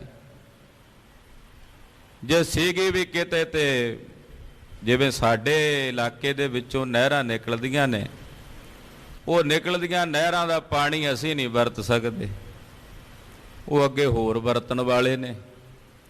ਅਸੀਂ ਜ਼ਮੀਨ ਦਾ ਪਾਣੀ ਜਿਹੜਾ ਵਰਤ ਕੇ ਉਹਦਾ ਲੈਵਲ ਨੀਵਾਂ ਕਰ ਰਹੇ ਹਾਂ। ਨਾ ਸਰਕਾਰਾਂ ਨੂੰ ਫਿਕਰ ਨਾ ਕਿਸੇ ਨੂੰ ਚਿੰਤਾ। ਹੋਰ ਹਵਾ ਦੇ ਵਿੱਚ ਗੱਲਾਂ ਬਹੁਤ ਹੁੰਦੀਆਂ, ਆਹ ਕੀਤਾ ਉਹ ਕੀਤਾ, ਇਸ ਪਾਸੇ ਨਹੀਂ ਧਿਆਨ ਕਿ ਪਵਨ ਗੁਰੂ ਪਾਣੀ ਪਿਤਾ ਹੈ। ਨਾ ਵਰਤਣ ਵਾਲਿਆਂ ਨੂੰ ਨਾ ਕਿਸੇ ਨੂੰ। ਹੁਣ ਜ਼ਿਮੀਂਦਾਰ ਕੀ ਕਰੇਗਾ? ਉਹਨੂੰ ਵੀ ਤਾਂ ਪਾਣੀ ਦੀ ਲੋੜ ਹੈ, ਉਹ ਕਿੱਥੇ ਜਾਵੇ? ਉਹਨੇ ਵੀ ਪਰਿਵਾਰ ਪਾਲਣਾ, ਉਹਦੀ ਮਜਬੂਰੀ ਹੈ। ਔਰ ਇਹਦਾ ਕੰਮ ਜਿਹੜਾ ਸਮੇਂ ਦੀਆਂ ਸਰਕਾਰਾਂ ਨੂੰ ਕਰਨਾ ਚਾਹੀਏ ਉਹ ਨਹੀਂ ਕਰਦੇ, ਹੋਰ ਕੰਮਾਂ ਵਾਲੇ ਪਾਸੇ ਲੱਗੇ ਹੋਏ ਨੇ। ਖੈਰ, ਗੁਰੂ ਸਾਹਿਬ ਜੀ ਦੀ ਕਥਾ ਦਾ ਰਸ ਲਈਏ। ਕਹਿੰਦੇ ਹੁਣ ਇੱਥੇ ਜਦੋਂ ਆਏ ਨਾ ਤਾਂ ਹੁਣ ਇਹਨਾਂ ਦੇ ਕੋਲ ਇਹ ਕਹਿਣ ਲੱਗੇ ਰਾਜਾ ਵੀ ਨਾ ਸਾਡੇ ਕੋਲ ਨਹਿਰ ਦਾ ਪਾਣੀ ਹੈ, ਨਾ ਸਾਡੇ ਕੋਲ ਖੂਹਾਂ ਦਾ ਪਾਣੀ ਹੈ, ਅਸੀਂ ਇਕੱਲੇ ਮੀਂਹ ਦੇ ਪਾਣੀ ਤੇ ਨਿਰਭਰ ਹਾਂ, ਤੇ ਮੀਂਹ ਤੂੰ ਪਾਉਂਦਾ ਹੈ ਤੇ ਉਹ ਹੁਣ ਪੈਂਦਾ ਨਹੀਂ। ਕੀ ਕਰੀਏ, ਫਸਲਾਂ ਸਾਡੀਆਂ ਸੁੱਕ ਰਹੀਆਂ ਨੇ, ਜ਼ਮੀਨਾਂ ਸੁੱਕ ਰਹੀਆਂ ਨੇ। ਨਿਤਿਆਸ ਆਕਾਸ਼ ਮਹੀ ਤਲਕੋ, ਸਾਡੀ ਤਾਂ ਆਸ ਹਮੇਸ਼ਾ ਕੇਵਲ ਆਕਾਸ਼ ਤੇ ਰਹਿੰਦੀ। ਆਕਾਸ਼ ਵੱਲ ਹੀ ਵੇਖਦੇ ਆ ਤੇ ਰੱਬ ਉਧਰ ਵੇਖ ਕੇ ਤੈਨੂੰ ਕਹਿੰਦੇ ਆ ਵੀ ਤੂੰ ਮੀਂਹ ਪਾ, ਕਿਉਂਕਿ ਰੱਬ ਦੇ ਬਾਰੇ ਤਾਂ ਇਹਨਾਂ ਨੂੰ ਪਤਾ ਹੀ ਨਹੀਂ ਸੀ। ਕਹਿੰਦੇ ਅਸੀਂ ਤਾਂ ਆਕਾਸ਼ ਵੱਲ ਵੇਖਦੇ ਆ ਵੀ ਰਾਜਾ ਕਹਿੰਦਾ ਤੇ ਮੀਂਹ ਪੈ ਜਾਂਦਾ ਹੈ। ਸੁਨ ਭੂਪ ਕਹੇ ਨੈ ਚਿੰਤ ਕਰੋ, ਸੁਣ ਕੇ ਰਾਜਾ ਬਥੇਰੀ ਇਹਨਾਂ ਨੂੰ ਤਸੱਲੀ ਦਿੰਦਾ, ਲੋਕਾਂ ਨੂੰ ਕਹਿੰਦਾ ਚਿੰਤਾ ਨਾ ਕਰੋ। ਬਰਖਾ ਬਰਖੇ ਉਰ ਧੀਰ ਤਰੋ, ਕਹਿੰਦਾ ਚਿੰਤਾ ਨਾ ਕਰੋ, ਧੀਰਜ ਰੱਖੋ, ਮੀਂਹ ਪਵੇਗਾ, ਹੌਸਲਾ ਰੱਖੋ, ਵਰਖਾ ਜ਼ਰੂਰ ਪਵੇਗੀ। ਤਬ ਮਾਨਵ ਜੋ ਨਿਜ ਐਨ ਗਏ, ਉਹ ਲੋਕ ਰਾਜੇ ਦੀ ਤਸੱਲੀ ਲੈ ਕੇ, ਕਿਉਂਕਿ ਅੱਗੇ ਪਾਉਂਦਾ ਹੀ ਸੀ, ਉਹਨਾਂ ਨੂੰ ਸੀ ਵੀ ਪਾਵੇਗਾ, ਹੁਣ ਵੀ ਪਾਵੇਗਾ, ਰਾਜੇ ਨਹੀਂ ਪਾਉਣਾ। ਉਹਨਾਂ ਨੂੰ ਕੀ ਪਤਾ ਸੀ ਵੀ ਕੋਈ ਹੋਰ ਸ਼ਕਤੀ ਹੈ ਜਿਹੜੀ ਚਲਾ ਰਹੀ ਹੈ ਸਭ ਕੁਝ। ਉਹਦਾ ਰਾਜੇ ਨੂੰ ਸਭ ਕੁਝ ਸਮਝੀ ਬੈਠੇ ਸੀ। ਰਾਜੇ ਦੇ ਕਹਿਣ ਤੇ ਉਹ ਲੋਕ ਘਰ ਵਾਪਸ ਆ ਗਏ। ਪੁਨ ਦਿਓਸ 6-7 ਬਤੀਤ ਪਏ, 5-6 ਦਿਨ ਹੋਰ ਲੰਘ ਗਏ। ਬਹੁ ਬਾਰ ਆਰਾਧ ਰਿਓ ਮਗਵਾ, ਰਾਜੇ ਨੇ ਬਥੇਰਾ ਇੰਦਰ ਮਨਾਇਆ, ਬਥੇਰੇ ਇੰਦਰ ਦੇ ਮੰਤਰ ਪੜ੍ਹੇ। ਇੰਦਰ ਕਿੱਥੇ ਆਵੇ, ਇੰਦਰ ਤਾਂ ਬੱਝਾ ਗੁਰੂ ਨਾਨਕ ਸਾਹਿਬ ਦੇ ਹੁਕਮ ਚੋਂ ਨਹੀਂ ਛੁੱਟਦਾ। ਰਾਜੇ ਨੇ ਬਥੇਰੇ ਇੰਦਰ ਮਨਾਏ, ਬਥੇਰੇ ਮੰਤਰ ਪੜ੍ਹੇ, 6-7 ਦਿਨ ਬੀਤ ਗਏ, ਮੀਂਹ ਨਹੀਂ ਪਾ ਸਕਿਆ। ਨ੍ਰਿਪਤੇ ਨੇ ਬੂੰਦ ਪਰੇ ਲਗਵਾ, ਇੱਕ ਛੋਟੀ ਜਿਹੀ ਬੂੰਦ ਪਾਣੀ ਦੀ ਨਹੀਂ ਪਵਾ ਸਕਿਆ। ਉਰ ਧੀਰ ਟਰਾ ਨਰ ਚਿੰਤ ਗਹੇ, ਰਾਜੇ ਨੂੰ ਵੀ ਚਿੰਤਾ ਹੋਣ ਲੱਗੀ ਵੀ ਗੱਲ ਨਹੀਂ ਵੀ ਬਣਦੀ, ਹੋ ਕੀ ਗਿਆ। ਰਾਜਾ ਵੀ ਫਿਕਰਮੰਦ, ਸਮਝ ਉਹਨੂੰ ਵੀ ਨਾ ਪਵੇ ਵੀ ਹੋ ਕੀ ਰਿਹਾ। ਉਧਰ ਲੋਕ ਚਿੰਤਾ ਵਿੱਚ, ਰਾਜਾ ਵੀ ਫਿਕਰ ਵਿੱਚ। ਕ੍ਰਿਸ਼ੀ ਸੁਖ ਚਲੇ ਨਾ ਉਪਾਵ ਆਏ, ਫਸਲ ਸੁੱਕ ਚੱਲੀ ਹੈ, ਬਿਲਕੁਲ ਹੀ ਪੀਲੀ ਪੈ ਗਈਆਂ ਫਸਲਾਂ ਜਿਹੜੀਆਂ ਬੀਜੀਆਂ ਸੀ। ਅੱਗੇ ਜਿਹੜੀ ਨਵੀਂ ਫਸਲ ਬੀਜਣੀ ਆ ਉਹਦੇ ਵਾਸਤੇ ਵੀ ਸਮਾਂ ਲੰਘਦਾ ਜਾ ਰਿਹਾ ਹੈ। ਜੈ ਖੇਤ ਸਮੀਪ ਗੁਰੂ ਬਰਦਾ, ਸ੍ਰੇਸ਼ਟ ਗੁਰੂ ਜਗਤ ਗੁਰੂ ਗੁਰੂ ਨਾਨਕ ਪਾਤਸ਼ਾਹ ਜੀ ਜਿਸ ਖੇਤ ਵਿੱਚ ਬੈਠੇ ਸਨ, ਤੈ ਮਾਲਿਕ ਆਏ ਬਿਸੂਰ ਸਦਾ, ਉਸੇ ਖੇਤ ਦਾ ਮਾਲਕ ਰੋਜ਼ ਆਉਂਦਾ, ਮਹਾਰਾਜ ਜੀ ਨੂੰ ਬੈਠਿਆਂ ਵੇਖਦਾ ਤੇ ਗੱਲ ਨਹੀਂ ਸੀ ਕਰਦਾ।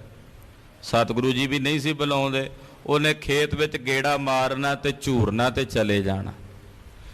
ਅੱਜ ਫੇਰ ਆਇਆ ਉਹ, ਸਤਿਗੁਰੂ ਜੀ ਬੈਠੇ ਨੇ ਅਡੋਲ ਆਪਣੇ ਆਨੰਦ ਵਿੱਚ, ਭਾਈ ਬਾਲਾ ਜੀ ਭਾਈ ਮਰਦਾਨਾ ਜੀ ਨੇ ਨਾਲ, ਪਾਤਸ਼ਾਹ ਜੀ ਆਨੰਦ ਵਿੱਚ ਬੈਠੇ ਰੱਬ ਰੱਬ ਕਰ ਰਹੇ ਨੇ। ਇਹ ਜ਼ਿਮੀਂਦਾਰ ਆਇਆ ਆਪਣੇ ਖੇਤ ਵੱਲ ਵੇਖਦਾ ਤੇ ਝੂਰਦਾ, ਘਟ ਕੀ ਲਖ ਕਹਿ ਗੁਰ ਬੈਨ ਪਨੰ, ਇਹਦੇ ਮਨ ਦੀ ਜਾਣ ਕੇ ਜਾਣੀ ਜਾਣ ਸਤਿਗੁਰੂ ਜੀ ਬੋਲੇ, ਚਿਤ ਮੈਂ ਬਹੁ ਚਿੰਤ ਪਇਓ ਬੇਮਨ। ਮਹਾਰਾਜ ਜੀ ਨੇ ਵੇਖਿਆ ਕਿ ਜ਼ਿਮੀਂਦਾਰ ਚਿੱਤ 'ਚ ਬਹੁਤ ਜ਼ਿਆਦਾ ਚਿੰਤਾ ਵਿੱਚ ਤੇ ਦੁਖੀ ਹੈ। ਕਉ ਕਾਰਨ ਕੌਣ ਤੁਮੇ ਦੁਖ ਕੋ, ਮਹਾਰਾਜ ਜੀ ਨੇ ਉਹਨੂੰ ਆਵਾਜ਼ ਮਾਰ ਲਈ। ਮਹਾਰਾਜ ਜੀ ਕਹਿੰਦੇ ਆ, ਵੀਰ ਆ ਇੱਧਰ, ਬੜਾ ਚਿੰਤਾ ਵਿੱਚ ਹੈ, ਬੜਾ ਫਿਕਰਮੰਦ ਹੈ, ਕੀ ਗੱਲ ਹੈ, ਕੀ ਕੰਮ ਵਿਗੜ ਗਿਆ ਤੇਰਾ ਕਿ ਜਿਸ ਕਰਕੇ ਤੂੰ ਇੰਨਾ ਜ਼ਿਆਦਾ ਦੁਖੀ ਤੇ ਚਿੰਤਾ ਤੁਰ ਹੈ। ਦਿਲਗੀਰ ਦਿਖੋ ਨਾ ਖੁਸ਼ੀ ਮੁਖ ਕੋ, ਦਿਲਗੀਰ ਕਹਿੰਦੇ ਨੇ ਉਦਾਸ ਨੂੰ, ਵੀ ਤੂੰ ਬੜਾ ਉਦਾਸ ਨਜ਼ਰ ਆਉਣਾ। ਸਤਿਗੁਰੂ ਜੀ ਪੁੱਛਦੇ, ਜਾਣੀ ਜਾਣਦੇ ਸਭ ਕੁਝ ਨੇ। ਮਹਾਰਾਜ ਜੀ ਕਹਿੰਦੇ ਆ, ਸਜਣਾ ਉਦਾਸ ਬੜਾ ਹੈ, ਦੁਖੀ ਬੜਾ ਜਾਪਦਾ ਹੈ, ਕੀ ਗੱਲ ਹੈ, ਕਿਸ ਗੱਲ ਦਾ ਦੁੱਖ ਹੈ। ਸੁਨ ਸੰਤ ਕਹੋ ਬਿਰਥਾ ਮਨ ਕੀ, ਉਹ ਕਹਿਣ ਲੱਗਾ, ਮਹਾਰਾਜ ਜੀ ਸੁਣੋ ਮੇਰੇ ਮਨ ਦੀ ਬਿਰਥਾ ਕੀ ਹੈ। ਸਭ ਆਸ ਤਜੀ ਜਗ ਜੀਵਨ ਕੀ, ਕਹਿੰਦਾ ਜੀ ਅਸੀਂ ਤਾਂ ਸਾਰੀ ਆਸ ਛੱਡ ਬੈਠੇ ਆ, ਨਗਰ ਨਿਵਾਸੀ ਦੇਸ਼ ਦੇ ਵਾਸੀ, ਸਾਨੂੰ ਹੁਣ ਜੀਵਨ ਦੀ ਕੋਈ ਆਸ ਨਹੀਂ ਰਹੀ, ਸਾਨੂੰ ਕੋਈ ਜੀਵਨ ਦੀ ਆਸ ਦੀ ਕਿਰਨ ਨਜ਼ਰ ਨਹੀਂ ਆਉਂਦੀ। ਬਰਖਾ ਨ ਪਰੇ ਦੁਰ ਪਿੱਛ ਪਰਾ, ਕਿਉਂਕਿ ਮੀਂਹ ਨਹੀਂ ਪਿਆ ਪੈਂਦਾ, ਜਿਸ ਕਰਕੇ ਹੁਣ ਕਾਲ ਪੈ ਜਾਣਾ। ਪਹਿਲੀਆਂ ਬੀਜੀਆਂ ਫਸਲਾਂ ਸੁੱਕ ਰਹੀਆਂ ਨੇ, ਨਵੀਂ ਫਸਲ ਬੀਜ ਨਹੀਂ ਹੋ ਰਹੀ, ਮੀਂਹ ਨਹੀਂ ਪਿਆ ਪੈਂਦਾ ਤੇ ਮੀਂਹ ਨਾ ਪੈਣ ਕਾਰਨ ਹੁਣ ਕਾਲ ਪਵੇਗਾ ਤੇ ਅਸੀਂ ਸਾਰੇ ਮਰ ਮੁੱਕ ਜਾਵਾਂਗੇ। ਕ੍ਰਿਖੀ ਸੂਖ ਚਲੀ ਬਿਨ ਨੀਰ ਤਰਾ। ਪਾਣੀ ਤੋਂ ਬਿਨਾਂ ਸਾਡੀਆਂ ਫਸਲਾਂ, ਸਾਡੇ ਖੇਤ ਉਹ ਸੁੱਕ ਚੱਲੇ ਹਨ। ਯੁਤ ਭੂਪ ਪ੍ਰਜਾ ਸਭ ਚਿੰਤ ਕਰੇ। ਸਾਡਾ ਰਾਜਾ ਵੀ ਦੁਖੀ ਹੈ, ਰਾਜੇ ਸਮੇਤ ਸਾਰੀ ਪ੍ਰਜਾ ਵੀ ਦੁਖੀ ਤੇ ਚਿੰਤਾ ਵਿੱਚ ਹੈ। ਨ ਪਾਏ ਉਪਾਏ ਜੇ ਧੀਰ ਤਰੇ। ਦਿਨ ਰਾਤ ਸੋਚਾਂ 'ਚ ਬੀਤਦਾ ਹੈ, ਨਹੀਂ ਲੱਭਦਾ ਕੋਈ ਉਪਾਅ, ਕੀ ਕਰੀਏ, ਨਹੀਂ ਕੁਝ ਸਮਝ ਪਿਆ ਆਉਂਦਾ ਕੀ ਕਰੀਏ। ਨਾ ਕੋਈ ਵਸੀਲਾ, ਨਾ ਕੋਈ ਉਪਾਅ, ਨਜ਼ਰ ਨਹੀਂ ਆਉਂਦਾ ਵੀ ਮੀਂਹ ਕਿਵੇਂ ਪਵੇ। ਕਹਿ ਸ੍ਰੀ ਗੁਰ ਪੂਰਬ ਕੌਣ ਬਿਦੰ। ਮਹਾਰਾਜ ਜੀ ਕਹਿੰਦੇ ਆ ਵੀ ਇਹ ਦੱਸ ਵੀ ਜਦੋਂ ਅੱਗੇ ਕਿਤੇ ਲੋੜ ਪੈਂਦੀ ਹੁੰਦੀ ਸੀ ਮੀਂਹ ਦੀ, ਕਦੇ ਅੱਗੇ ਵੀ ਓੜ ਲੱਗੀ ਹੋਣੀ ਹੈ, ਤੇ ਜਦੋਂ ਅੱਗੇ ਤੁਹਾਨੂੰ ਮੀਂਹ ਦੀ ਲੋੜ ਪੈਂਦੀ ਸੀ ਜੈ ਤੇ ਬਰਖੇ ਜਲ ਧਾਰ ਅਦੰ। ਉਦੋਂ ਕੀ ਕਰਦੇ ਸੀ ਕਿ ਮੀਂਹ ਪੈ ਜਾਂਦਾ ਸੀ, ਜਿਹਦੇ ਨਾਲ ਮੀਂਹ ਵਰਸ ਜਾਂਦਾ ਸੀ, ਜਲ ਧਾਰਾ ਵਰਤਦੀ ਸੀ। ਸੁਨ ਸੰਤੋ ਆਦ ਪੁਪਾਲ ਕਏ। ਉਹ ਬੋਲਿਆ, ਕਹਿਣ ਲੱਗਾ ਮਹਾਰਾਜ ਜੀ ਪਹਿਲਾਂ ਜਦੋਂ ਮੀਂਹ ਦੀ ਲੋੜ ਪੈਂਦੀ ਸੀ ਸਾਡਾ ਰਾਜਾ ਕਹਿੰਦਾ ਸੀ ਮੀਂਹ ਪੈ ਜੇ ਤੇ ਮੀਂਹ ਪੈ ਜਾਂਦਾ ਸੀ। ਸਾਡਾ ਜਿਹੜਾ ਰਾਜਾ ਸੀ ਉਹਨੂੰ ਕਹਿੰਦੇ ਸੀ ਜਾ ਕੇ, ਉਹਨੇ ਆਖਣਾ ਮੀਂਹ ਪੈ ਜੇ ਤੇ ਮੀਂਹ ਵਰਸ ਜਾਂਦਾ ਸੀ। ਬਰਖਾ ਸੁਪਰੇ ਜਬ ਚਾਹ ਆਏ। ਜਦੋਂ ਸਾਨੂੰ ਲੋੜ ਹੁੰਦੀ ਸੀ ਅਸੀਂ ਜਾ ਕੇ ਰਾਜੇ ਨੂੰ ਕਹਿਣਾ, ਰਾਜੇ ਨੇ ਝੱਟ ਮੀਂਹ ਪਵਾ ਦੇਣਾ। ਬਹੁ ਬਾਰ ਕਿਓ ਅਬ ਨਾਹੀ ਪਰੇ। ਹੁਣ ਅਸੀਂ ਬਥੇਰੀ ਵਾਰ ਜਾ ਜਾ ਕੇ ਉਹਨੂੰ ਆਖਿਆ, ਉਹ ਵੀ ਅੱਗੇ ਬਥੇਰੀ ਵਾਰ ਕਹਿ ਹਟਿਆ ਮੀਂਹ ਪਵੇ ਮੀਂਹ ਪਵੇ। ਹੁਣ ਉਹਦੇ ਕਹਿਣ ਨਾਲ ਵੀ ਮੀਂਹ ਨਹੀਂ ਪੈਂਦਾ। ਵਿਪਰੀਤ ਪਈ ਨੈ ਬੈਨ ਫੁਰੇ। ਹੁਣ ਵਿਪਰੀਤ ਹੋ ਗਿਆ, ਖਬਰੇ ਕੀ ਹੋ ਗਿਆ ਵੀ ਉਹਦੀ ਵਾਕ ਸੱਤਿਆ ਖਤਮ ਹੋ ਗਈ ਹੈ, ਵੀ ਬੋਲਦਾ ਤੇ ਬੋਲ ਪੂਰਾ ਨਹੀਂ ਹੁੰਦਾ। ਅੱਗੇ ਤੇ ਬੋਲਦਾ ਸੀ ਮੀਂਹ ਪਵੇ, ਝੱਟ ਮੀਂਹ ਪੈ ਜਾਂਦਾ ਸੀ। ਹੁਣ ਤਾਂ ਕਈ ਵਾਰੀ ਕਹਿ ਬੈਠਾ ਫਿਰ ਵੀ ਮੀਂਹ ਨਹੀਂ ਪੈਂਦਾ। ਖਰੇ ਹੁਣ ਉਹਦੇ ਜਿਹੜੇ ਵਾਕ ਨੇ, ਜਿਹੜੇ ਉਹ ਬੋਲਦਾ ਹੈ, ਉਹ ਹੁਣ ਪੂਰੇ ਨਹੀਂ ਹੁੰਦੇ। ਲਖ ਰੀਤ ਕੁਰੀਤ ਬਣੀ ਦੁਚਿਤੀ। ਇਹ ਰੀਤ ਕੁਰੀਤੀ ਵੇਖ ਕੇ ਸਾਡੇ ਮਨ 'ਚ ਦੁਚਿਤੀ ਬਣੀ ਹੋਈ ਹੈ। ਛਿਤਪਾਲ ਨ ਆਨਨ ਕਾਂਤ ਰਤੀ। ਕਹਿੰਦੇ ਸਾਡੇ ਰਾਜੇ ਦੇ ਚਿਹਰੇ ਤੋਂ ਕ੍ਰਾਂਤੀ ਉੱਡੀ ਹੋਈ ਹੈ, ਉਹਦੇ ਚਿਹਰੇ ਤੋਂ ਹਵਾਈ ਉੱਡੀ ਪਈ ਹੈ, ਉਹ ਵੀ ਬੜਾ ਦੁਖੀ ਹੈ। ਪ੍ਰਜਾ ਦੁਖੀ, ਰਾਜਾ ਦੁਖੀ, ਸਭ ਪਰੇਸ਼ਾਨ ਹਾਂ। ਗੁਰਵਾਕ ਕਹੇ ਕਰਤਾਰ ਭਜੋ। ਮਹਾਰਾਜ ਜੀ ਕਹਿਣ ਲੱਗੇ, ਸੱਜਣਾ ਕਰਤਾਰ ਦਾ ਭਜਨ ਕਰੋ। ਸਤਿਗੁਰੂ ਜੀ ਕਹਿੰਦੇ, ਮਹਾਰਾਜ ਜੀ ਕਹਿੰਦੇ ਕਰਤਾਰ ਦਾ ਭਜਨ ਕਰੋ। ਛਿਤ ਪਾਲਕ ਕੀ ਸ਼ਰਦਾ ਸੁ ਤਜੋ। ਤੁਸੀਂ ਰਾਜੇ ਤੇ ਸ਼ਰਧਾ ਰੱਖੀ ਬੈਠੇ ਹੋ ਵੀ ਰਾਜਾ ਮੀਂਹ ਪਾਉਂਦਾ, ਮੀਂਹ ਰਾਜਾ ਨਹੀਂ ਪਾਉਂਦਾ, ਮੀਂਹ ਕਰਤਾਰ ਪਾਉਂਦਾ। ਤੇ ਕਰਤਾਰ ਦਾ ਭਜਨ ਕਰੋ, ਰਾਜੇ ਦੀ ਸ਼ਰਧਾ ਛੱਡ ਕੇ ਕਰਤਾਰ ਤੇ ਸ਼ਰਧਾ ਕਰੋ। ਬਹੁ ਬਾਰ ਪਰੇ ਧਰਮਿਓ ਮਹਾ। ਜਦੋਂ ਕਰਤਾਰ ਦਾ ਭਜਨ ਕਰੋਗੇ ਬੜਾ ਮੀਂਹ ਪਵੇਗਾ, ਕਿਉਂਕਿ ਮੀਂਹ ਪਾਉਂਦਾ ਹੀ ਕਰਤਾਰ ਹੈ। ਕਰਤਾਰ ਦਾ ਭਜਨ ਕਰੋਗੇ ਤੇ ਕਰਤਾਰ ਖੁੱਲਾ ਮੀਂਹ ਵਰਸਾਵੇਗਾ। ਅਤ ਹੋਵੇ ਅੰਨ ਜਿਤੋ ਜੇ ਚਾਹਾਂ। ਜਿੰਨਾ ਚਾਹੋਗੇ ਓਨਾ ਹੀ ਅੰਨ ਪੈਦਾ ਹੋਵੇਗਾ, ਓਨੀਆਂ ਹੀ ਫਸਲਾਂ ਪੈਦਾ ਹੋਣਗੀਆਂ। ਕਰਤਾਰ ਸੁਕੋ ਤੈ ਧਾਮ ਕਹਾਂ। ਇਹ ਝੱਟ ਜਿਵੇਂ ਕੋਈ ਬੰਦਾ ਡੁੱਬਦਾ ਹੋਵੇ ਤੇ ਉਹਨੂੰ ਕਿਣਕੇ ਦਾ ਸਹਾਰਾ ਹੋ ਜੇ। ਇਹ ਕਹਿਣ ਲੱਗਾ, ਮਹਾਰਾਜ ਜੀ ਅਸੀਂ ਤਾਂ ਰਾਜੇ ਦੀ ਸ਼ਰਧਾ ਪਹਿਲਾਂ ਹੀ ਛੱਡੀ ਬੈਠੇ ਆ ਵੀ ਉਹਦੇ ਕੋਲ ਪੈਂਦਾ ਹੀ ਨਹੀਂ ਮੀਂਹ। ਤੁਸੀਂ ਇਹ ਕਰਤਾਰ ਦੱਸੋ ਵੀ ਇਹ ਕਿੱਥੇ ਰਹਿੰਦਾ। ਅਸੀਂ ਹੁਣੇ ਪਿੰਡ ਵਾਲੇ ਇਕੱਠੇ ਹੁੰਨੇ ਆ, ਮਹਾਰਾਜ ਕਿਹੜੇ ਪਿੰਡ 'ਚ ਰਹਿੰਦਾ, ਕਿਹੜੇ ਘਰ ਵਿੱਚ ਰਹਿੰਦਾ, ਅਸੀਂ ਜਾ ਪਹੁੰਚਦੇ ਆ, ਉਹਨੂੰ ਜਾ ਮਿਲਦੇ ਆ। ਪਤਾ ਹੀ ਨਹੀਂ ਸੀ ਇਹਨਾਂ ਨੂੰ ਵੀ ਕਰਤਾਰ ਪਰਮੇਸ਼ਰ ਦੇ ਬਾਰੇ ਜਾਣਕਾਰੀ ਨਹੀਂ ਸੀ। ਲੋਕ ਇਹੋ ਜਿਹੇ ਸਨ, ਰਾਜੇ ਨੂੰ ਹੀ ਸਭ ਕੁਝ ਸਮਝੀ ਬੈਠੇ ਸੀ। ਮਹਾਰਾਜ ਜੀ ਨੇ ਜਦੋਂ ਕਿਹਾ ਵੀ ਮੀਂਹ ਕਰਤਾਰ ਪਾਉਂਦਾ, ਉਹਦੇ ਤੇ ਭਰੋਸਾ ਰੱਖੋ, ਉਹਦਾ ਭਜਨ ਕਰੋ। ਕਹਿਣ ਲੱਗਾ, ਜੀ ਇਹ ਕੌਣ ਹੈ ਕਰਤਾਰ, ਇਹ ਕਿੱਥੇ ਰਹਿੰਦਾ ਮਹਾਰਾਜ ਜੀ ਦੱਸੋ। ਨੇ ਕਾਨ ਸੁਨਿਓ ਨੇ ਨੈਣ ਲਾ। ਮਹਾਰਾਜ ਜੀ ਸੁਣਿਆ ਨਹੀਂ ਕਦੇ ਪਹਿਲਾਂ ਇਹ ਕਰਤਾਰ ਬਾਰੇ ਵੀ ਇਹ ਕੋਈ ਹੈ ਬੰਦਾ ਇਹਦੇ ਨਾਂ ਦਾ, ਨਾ ਅਸੀਂ ਸੁਣਿਆ ਕਦੇ, ਨਾ ਵੇਖਿਆ। ਇਸ ਦੇਸ਼ ਕਬੇ ਨੇ ਆਏ ਰਹਾ। ਮਹਾਰਾਜ ਸਾਡੇ ਇਸ ਦੇਸ਼ ਦਾ ਨਹੀਂ ਲੱਗਦਾ ਜਿੱਥੇ ਅਸੀਂ ਰਹਿੰਦੇ, ਆ ਕਿਸੇ ਹੋਰ ਦੇਸ਼ ਦਾ ਹੋਵੇ ਤਾਂ ਪਤਾ ਨਹੀਂ। ਸਾਡੇ ਦੇਸ਼ ਵਿੱਚ ਨਹੀਂ ਕਦੇ ਅਸੀਂ ਆਇਆ ਸੁਣਿਆ ਵੀ ਉਹ ਉੱਥੇ ਆਇਆ ਹੋਵੇ।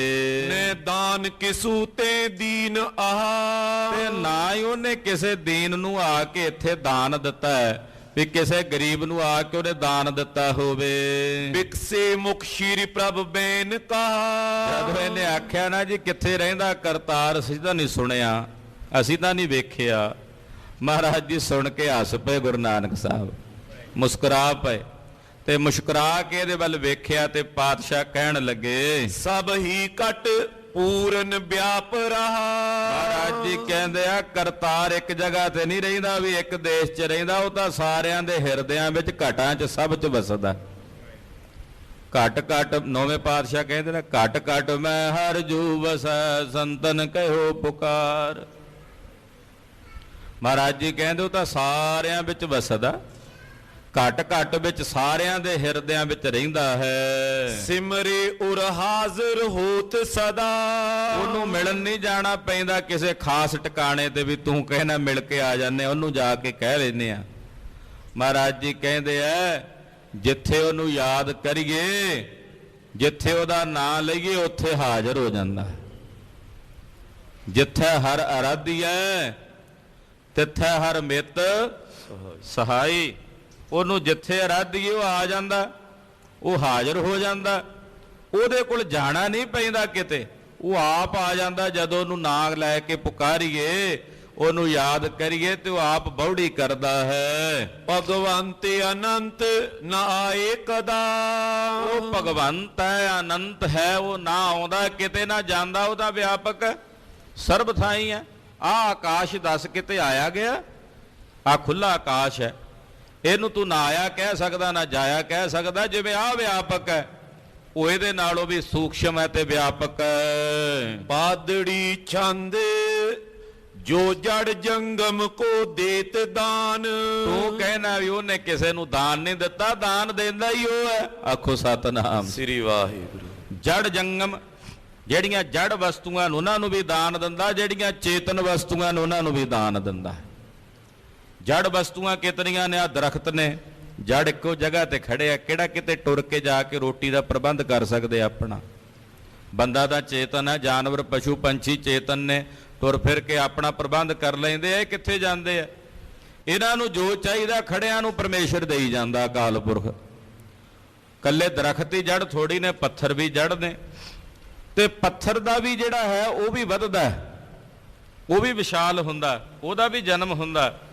ਉਹਨੂੰ ਜੋ ਚਾਹੀਦਾ ਪਰਮੇਸ਼ਰ ਉਹਨੂੰ ਵੀ ਦੇ ਰਿਹਾ। ਜਿਹੜੇ ਚੇਤਨ ਨੇ ਉਹਨਾਂ ਨੂੰ ਵੀ ਦਾਨ ਦੇਣ ਵਾਲਾ। ਜੜ ਤੇ ਜੰਗਮ ਜਾਨੀ ਕਿ ਜੜ ਤੇ ਚੇਤਨ, ਉਹ ਅਕਾਲ ਪੁਰਖ ਵਾਹਿਗੁਰੂ ਸਭ ਨੂੰ ਦਾਨ ਦੇਣ ਵਾਲਾ ਹੈ। ਜੈ ਦੇਵ ਦੈਂਤ ਜਾਚੇ ਮਹਾਨ, ਉਹਦੇ ਕੋਲੋਂ ਦੇਵਤੇ ਵੀ ਮੰਗਦੇ ਨੇ, ਉਹਦੇ ਕੋਲੋਂ ਦਾਨਵ ਵੀ ਮੰਗਦੇ ਨੇ। ਤੁਹਾਡਾ ਰਾਜਾ ਜਿਸ ਇੰਦਰ ਦਾ ਮੰਤਰ ਜਪਦਾ ਹੈ ਤੇ ਮੀਂਹ ਪਵਾਉਂਦਾ ਸੀ ਨਾ, ਉਹ ਜਿਹੜਾ ਇੰਦਰ ਹੈ ਦੇਵਤਾ, ਉਹ ਵੀ ਉਸ ਅਕਾਲ ਪੁਰਖ ਕਰਤਾਰ ਦੇ ਚਰਨਾਂ ਦਾ ਮੰਗਤਾ, ਉਹ ਵੀ ਉਹਦੀ ਆਗਿਆ ਵਿੱਚ ਵਰਤਦਾ, ਉਹਦੇ ਹੁਕਮ 'ਚ ਵਰਤਦਾ।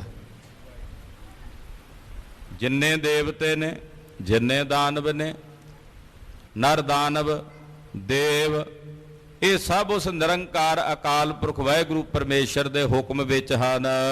ਬ੍ਰਹਮੰਡ ਖੰਡ ਜਿਨ ਸਿਰਜ ਦੀਨ, ਉਸੇ ਨੇ ਸਾਰਾ ਬ੍ਰਹਮੰਡ ਤੇ ਬ੍ਰਹਮੰਡ ਤੋਂ ਖੰਡ ਟੁਕੜੇ ਜਿਹੜੇ ਅੱਗੇ ਹੋਏ ਨੇ, ਇਹ ਸਾਰੇ ਉਸੇ ਨੇ ਸਿਰਜੇ ਹਨ। ਤੈ ਸਿਮਰ ਹੋਏ ਸਭ ਕਸ਼ਟ ਛੀਨ, ਜਦੋਂ ਹੈ ਭਾਈ ਉਹਦਾ ਸਿਮਰਨ ਕਰੀਏ ਤਾਂ ਉਹਦਾ ਸਿਮਰਨ ਕਰਕੇ ਸਾਰੇ ਦੁੱਖ ਦੂਰ ਹੋ ਜਾਂਦੇ ਆ। ਉਹਦਾ ਸਿਮਰਨ ਕੀਤਿਆਂ ਸਾਰੇ ਦੁੱਖ ਛੀਨ ਹੋ ਜਾਂਦੇ ਹਨ। ਭਜ ਨਾਮ ਤਾਏ ਬਰਖਾ ਸੁਦਏ, ਉਹਦਾ ਨਾਮ ਭਜਨ ਕਰੋ, ਉਹਦਾ ਭਜਨ ਕਰੋਗੇ ਤੇ ਉਹ ਮੀਂਹ ਪਾਵੇਗਾ, ਕਿਉਂਕਿ ਮੀਂਹ ਪਾਉਣ ਵਾਲਾ ਹੈ ਹੀ ਉਹ ਪਰਮੇਸ਼ਰ। ਮੀਂਹ ਪਾਇਆ ਪਰਮੇਸ਼ਰ ਪਾਇਆ, ਜੀ ਜੰਤ ਸਭ ਸੁਖੀ ਵਸਾਇਆ। ਮੀਂਹ ਪਾਉਣ ਵਾਲਾ ਅਕਾਲ ਪੁਰਖ ਪਾਰ ਬ੍ਰਹਮ ਪਰਮੇਸ਼ਰ ਹੈ, ਨਿਰੰਕਾਰ ਹੈ। ਇਸ ਕਰਕੇ ਉਹਦਾ ਭਜਨ ਕਰੋ। ਜਦੋਂ ਉਹਦਾ ਭਜਨ ਕਰੋਗੇ ਉਹ ਮੀਂਹ ਪਾਵੇਗਾ। ਅਨ ਟੋਟੇ ਅਨ ਸੁਖ ਸਾਰ ਲਏ। ਤੇ ਅੰਨ ਤੋਟ ਅੰਨ ਹੋਵੇਗਾ, ਸਾਰੇ ਸੁੱਖ ਤੁਹਾਨੂੰ ਪ੍ਰਾਪਤ ਹੋਣਗੇ। ਸੁਨ ਕ੍ਰਿਸ਼ੀ ਕਾਰ ਤਬ ਕਹਿਤ ਬੈਨ। ਸੁਣ ਕੇ ਅੱਗੋਂ ਜਿਹੜਾ ਉਹ ਕਿਸਾਨ ਸੀ, ਜ਼ਿਮੀਂਦਾਰ, ਉਹ ਬੋਲਿਆ, ਤਿਸ ਕੀ ਪਛਾਨ ਇਸ ਦੇਸ਼ ਹੈ ਨਾ। ਕਹਿੰਦਾ ਜੀ ਜਿਹਦੇ ਬਾਰੇ ਤੁਸੀਂ ਦੱਸਦੇ ਹੋ ਕਰਤਾਰ ਬਾਰੇ, ਉਹਦੀ ਪਛਾਣ ਸਾਡੇ ਇਸ ਦੇਸ਼ ਵਿੱਚ ਕੋਈ ਨਹੀਂ, ਅਸੀਂ ਨਹੀਂ ਜਾਣਦੇ ਉਹਦੇ ਬਾਰੇ। ਸਾਡੇ ਦੇਸ਼ ਵਿੱਚ ਨਾ ਅਸੀਂ ਉਹਦੇ ਬਾਰੇ ਸੁਣਿਆ ਤੇ ਨਾ ਅਸੀਂ ਉਹਨੂੰ ਵੇਖਿਆ, ਉਹਦੀ ਪਹਿਚਾਣ ਹੀ ਨਹੀਂ ਹੈ ਸਾਡੇ ਦੇਸ਼ ਵਿੱਚ, ਉਹਨੂੰ ਕੋਈ ਨਹੀਂ ਜਾਣਦਾ। ਅਬ ਹੀ ਸੁਨਾ ਤੁਮ ਮੁਖ ਦੁਆਰ। ਹੁਣੇ ਹੁਣੇ ਹੀ ਤੁਹਾਡੇ ਮੁਖੋਂ ਉਹਦੇ ਬਾਰੇ ਸੁਣਿਆ, ਪਹਿਲਾਂ ਤਾਂ ਅਸੀਂ ਜਾਣੇ ਹੀ ਨਹੀਂ ਉਹਦੇ ਬਾਰੇ ਕੌਣ ਹੈ ਉਹ। ਹੁਣੇ ਹੁਣੇ ਆ ਤੁਸੀਂ ਬੋਲਿਆ ਤਾਂ ਸਾਨੂੰ ਪਤਾ ਲੱਗਾ। ਨੇ ਆਗੇ ਹਿਆਂ ਕਿਨਹੂ ਉਚਾਰ। ਤੁਹਾਡੇ ਤੋਂ ਪਹਿਲਾਂ ਕਿਸੇ ਨੇ ਆ ਕੇ ਉਚਾਰਿਆ ਵੀ ਨਹੀਂ ਉਹਦੇ ਬਾਰੇ, ਨਾ ਪਹਿਲਾਂ ਕਿਸੇ ਨੇ ਦੱਸਿਆ। ਅੱਜ ਤੁਸੀਂ ਆਏ, ਤੁਹਾਡੇ ਮੁਖੋਂ ਮੈਂ ਸੁਣ ਰਿਹਾ ਪਹਿਲੀ ਵਾਰ, ਤੁਹਾਡੇ ਤੋਂ ਪਹਿਲਾਂ ਕਦੇ ਕੋਈ ਨਹੀਂ ਆਇਆ ਜਿਹਨੇ ਉਹਦੇ ਬਾਰੇ ਦੱਸਿਆ ਹੋਵੇ। ਤੇ ਮੁਖ ਦਿਖਾਓ ਨਿਜ ਨੈਣ ਦੇਖ। ਮਹਾਰਾਜ ਜੀ ਮੈਨੂੰ ਵਿਖਾ ਹੀ ਦਿਓ ਫਿਰ ਉਹ ਕਰਤਾਰ, ਤੇ ਮੈਂ ਆਪਣੀਆਂ ਅੱਖਾਂ ਨਾਲ ਵੇਖ ਲਵਾਂ ਜਿਹਦੇ ਬਾਰੇ ਤੁਸੀਂ ਕਹਿ ਰਹੇ ਹੋ ਵੀ ਜਿਹਨੇ ਸਾਰਾ ਕੁਝ ਸਿਰਜਿਆ। ਇਹ ਹਾਲੇ ਵੀ ਇਹ ਸਮਝਦਾ ਪਿਆ ਵੀ ਜਿਵੇਂ ਸਾਡੇ ਸਰੀਰ ਹੁੰਦੇ ਆ ਸਥੂਲ, ਇਦਾਂ ਦਾ ਹੀ ਕੋਈ ਹੋਵੇਗਾ ਕਰਤਾਰ। ਕਹਿੰਦਾ ਜੀ ਵਿਖਾ ਦਿਓ ਮੈਨੂੰ ਉਹ ਕਰਤਾਰ, ਨੇਤਰਾਂ ਨਾਲ ਅਸੀਂ ਵੇਖ ਲਈਏ, ਤੱਕ ਲਈਏ। ਹਾਂਜੀ, ਸਿਮਰਨ ਕਰੋ ਨਿਸ ਦਿਨ ਵਿਸ਼ੇਖ। ਤੇ ਜਦੋਂ ਵਿਖਾ ਦਿਓਗੇ ਫਿਰ ਅਸੀਂ ਉਹਦਾ ਸਿਮਰਨ ਕਰਾਂਗੇ ਰਾਤ ਦਿਨ। ਜਿਹੜਾ ਮੀਂਹ ਪਾਉਂਦਾ ਫਿਰ ਸਾਡੇ ਵਾਸਤੇ ਉਹਦੇ ਤੋਂ ਵੱਡਾ ਕੌਣ ਹੋ ਸਕਦਾ ਹੈ। ਗੁਰ ਕਹੇ ਨਾ ਦੇਖਿਓ ਜਾਏ ਸੋਏ। ਮਹਾਰਾਜ ਜੀ ਕਹਿਣ ਲੱਗੇ, ਭਾਈ ਆ ਜਿਹੜੀਆਂ ਅੱਖਾਂ ਨੇ ਨਾ ਹੱਡ ਚੰਮਦੀਆਂ, ਇਹਨਾਂ ਨਾਲ ਨਹੀਂ ਵੇਖ ਹੁੰਦਾ, ਉਹ ਇਹਨਾਂ ਨਾਲ ਨਹੀਂ ਤੱਕ ਹੁੰਦਾ। ਜਿਵੇਂ ਤੂੰ ਕਹਿੰਦਾ ਨਾ ਵੇਖਣ ਨੂੰ, ਮਹਾਰਾਜ ਜੀ ਕਹਿੰਦੇ ਇਉਂ ਨਹੀਂ ਵੇਖਿਆ ਜਾਂਦਾ। ਸਿਮਰਨ ਕਰੋ ਇਛ ਪੂਰ ਹੋਏ। ਬਸ ਉਹਦਾ ਸਿਮਰਨ ਕਰੋ, ਜਦੋਂ ਉਹਦਾ ਜਾਪ ਜਪੋਗੇ ਨਾ ਤੇ ਤੁਹਾਡੀਆਂ ਇੱਛਾਵਾਂ ਪੂਰਨ ਹੋਣਗੀਆਂ, ਤੇ ਫਿਰ ਆਪੇ ਹੀ ਤੁਹਾਨੂੰ ਭਰੋਸਾ ਵੱਜ ਜਾਏਗਾ ਵੀ ਉਹ ਹੈ। ਜਦੋਂ ਉਹਦਾ ਸਿਮਰਨ ਕਰੋਗੇ ਤੇ ਤੁਹਾਡੀਆਂ ਇੱਛਾਵਾਂ ਪੂਰੀਆਂ ਹੋਣਗੀਆਂ, ਫਿਰ ਆਪੇ ਹੀ ਬੋਧ ਹੋ ਜਾਏਗਾ ਹੈ, ਪਰ ਅੱਖਾਂ ਨਾਲ ਤੁਸੀਂ ਵੇਖ ਨਹੀਂ ਸਕਦੇ ਨਾ ਨੇਤਰਾਂ ਨਾਲ। ਉਹ ਨੇਤਰਾਂ ਦਾ ਵਿਸ਼ੇ ਨਹੀਂ, ਇਹਨਾਂ ਅੱਖਾਂ ਦਾ ਵਿਸ਼ੇ ਨਹੀਂ ਹੈ। ਇਹ ਅੱਖਾਂ ਸਥੂਲ ਚੀਜ਼ਾਂ ਨੂੰ ਵੇਖ ਸਕਦੀਆਂ ਨੇ, ਸੂਖਮ ਨੂੰ ਤਾਂ ਨਹੀਂ ਵੇਖ ਸਕਦੀਆਂ। ਆ ਹਵਾ 'ਚ ਕਿੰਨਾ ਕੁਝ ਸੂਖਮ ਟੁਰਿਆ ਫਿਰਦਾ, ਅੱਖਾਂ ਵੇਖਦੀਆਂ ਨੇ ਭਲਾ ਉਹਨੂੰ? ਉਹ ਤਾਂ ਇਹਨਾਂ ਨਾਲੋਂ ਵੀ ਸੂਖਮ ਹੈ। ਤੋ ਜੋ ਇਤਨਾ ਸੂਖਮ ਹੈ ਉਹਨੂੰ ਇਹ ਨੇਤਰ ਕਿਵੇਂ ਵੇਖ ਸਕਦੇ? ਉਹ ਨੇਤਰਾਂ ਦਾ ਵਿਸ਼ਾ ਨਹੀਂ ਹੈ, ਮਨ ਬਾਣੀ ਦਾ ਵੀ ਵਿਸ਼ਾ ਨਹੀਂ ਹੈ। ਇਸ ਕਰਕੇ ਉਹਦਾ ਸਿਮਰਨ ਕਰੋ। ਜਦੋਂ ਉਹਨੂੰ ਸਿਮਰੋਗੇ ਤੁਹਾਡੀਆਂ ਇੱਛਾਵਾਂ ਪੂਰੀਆਂ ਹੋਣਗੀਆਂ। ਜਦੋਂ ਜਪੋਗੇ ਸਤਿਨਾਮ ਵਾਹਿਗੁਰੂ, ਸਤਿਨਾਮ ਵਾਹਿਗੁਰੂ, ਸਤਿਨਾਮ ਵਾਹਿਗੁਰੂ, ਸਤਿਨਾਮ ਵਾਹਿਗੁਰੂ, ਸਤਿਨਾਮ ਵਾਹਿਗੁਰੂ, ਸਤਿਨਾਮ ਵਾਹਿਗੁਰੂ, ਸਤਿਨਾਮ ਵਾਹਿਗੁਰੂ, ਸਤਿਨਾਮ ਵਾਹਿਗੁਰੂ।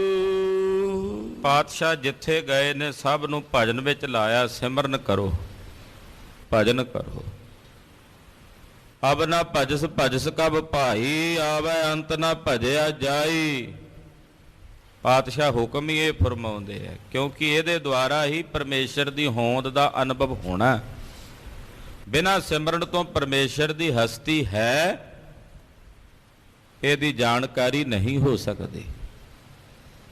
ਇਸ ਕਰਕੇ ਪਾਤਸ਼ਾਹ ਇਹਨਾਂ ਨੂੰ ਕਹਿੰਦੇ ਵੀ ਸਿਮਰਨ ਕਰੋ, ਸਿਮਰਨ ਕਰੋ ਇਚ ਪੂਰ ਹੋਏ। ਜਦੋਂ ਉਹਦਾ ਸਿਮਰਨ ਕਰੋਗੇ ਤੇ ਤੁਹਾਡੀ ਇੱਛਾਵਾਂ ਪੂਰੀਆਂ ਹੋਣਗੀਆਂ। ਕੁਦਰਤੀ ਸੰਗ ਜਾਣਿਓ ਸੋ ਜਾਏ। ਕੁਦਰਤ ਦੇ ਨਾਲ ਜਾਣਿਆ ਜਾਂਦਾ, ਕੁਦਰਤ ਵਿੱਚ ਵਸਿਆ ਹੋਇਆ, ਕੁਦਰਤ ਕਰਕੇ ਵਸਿਆ ਸੋਏ।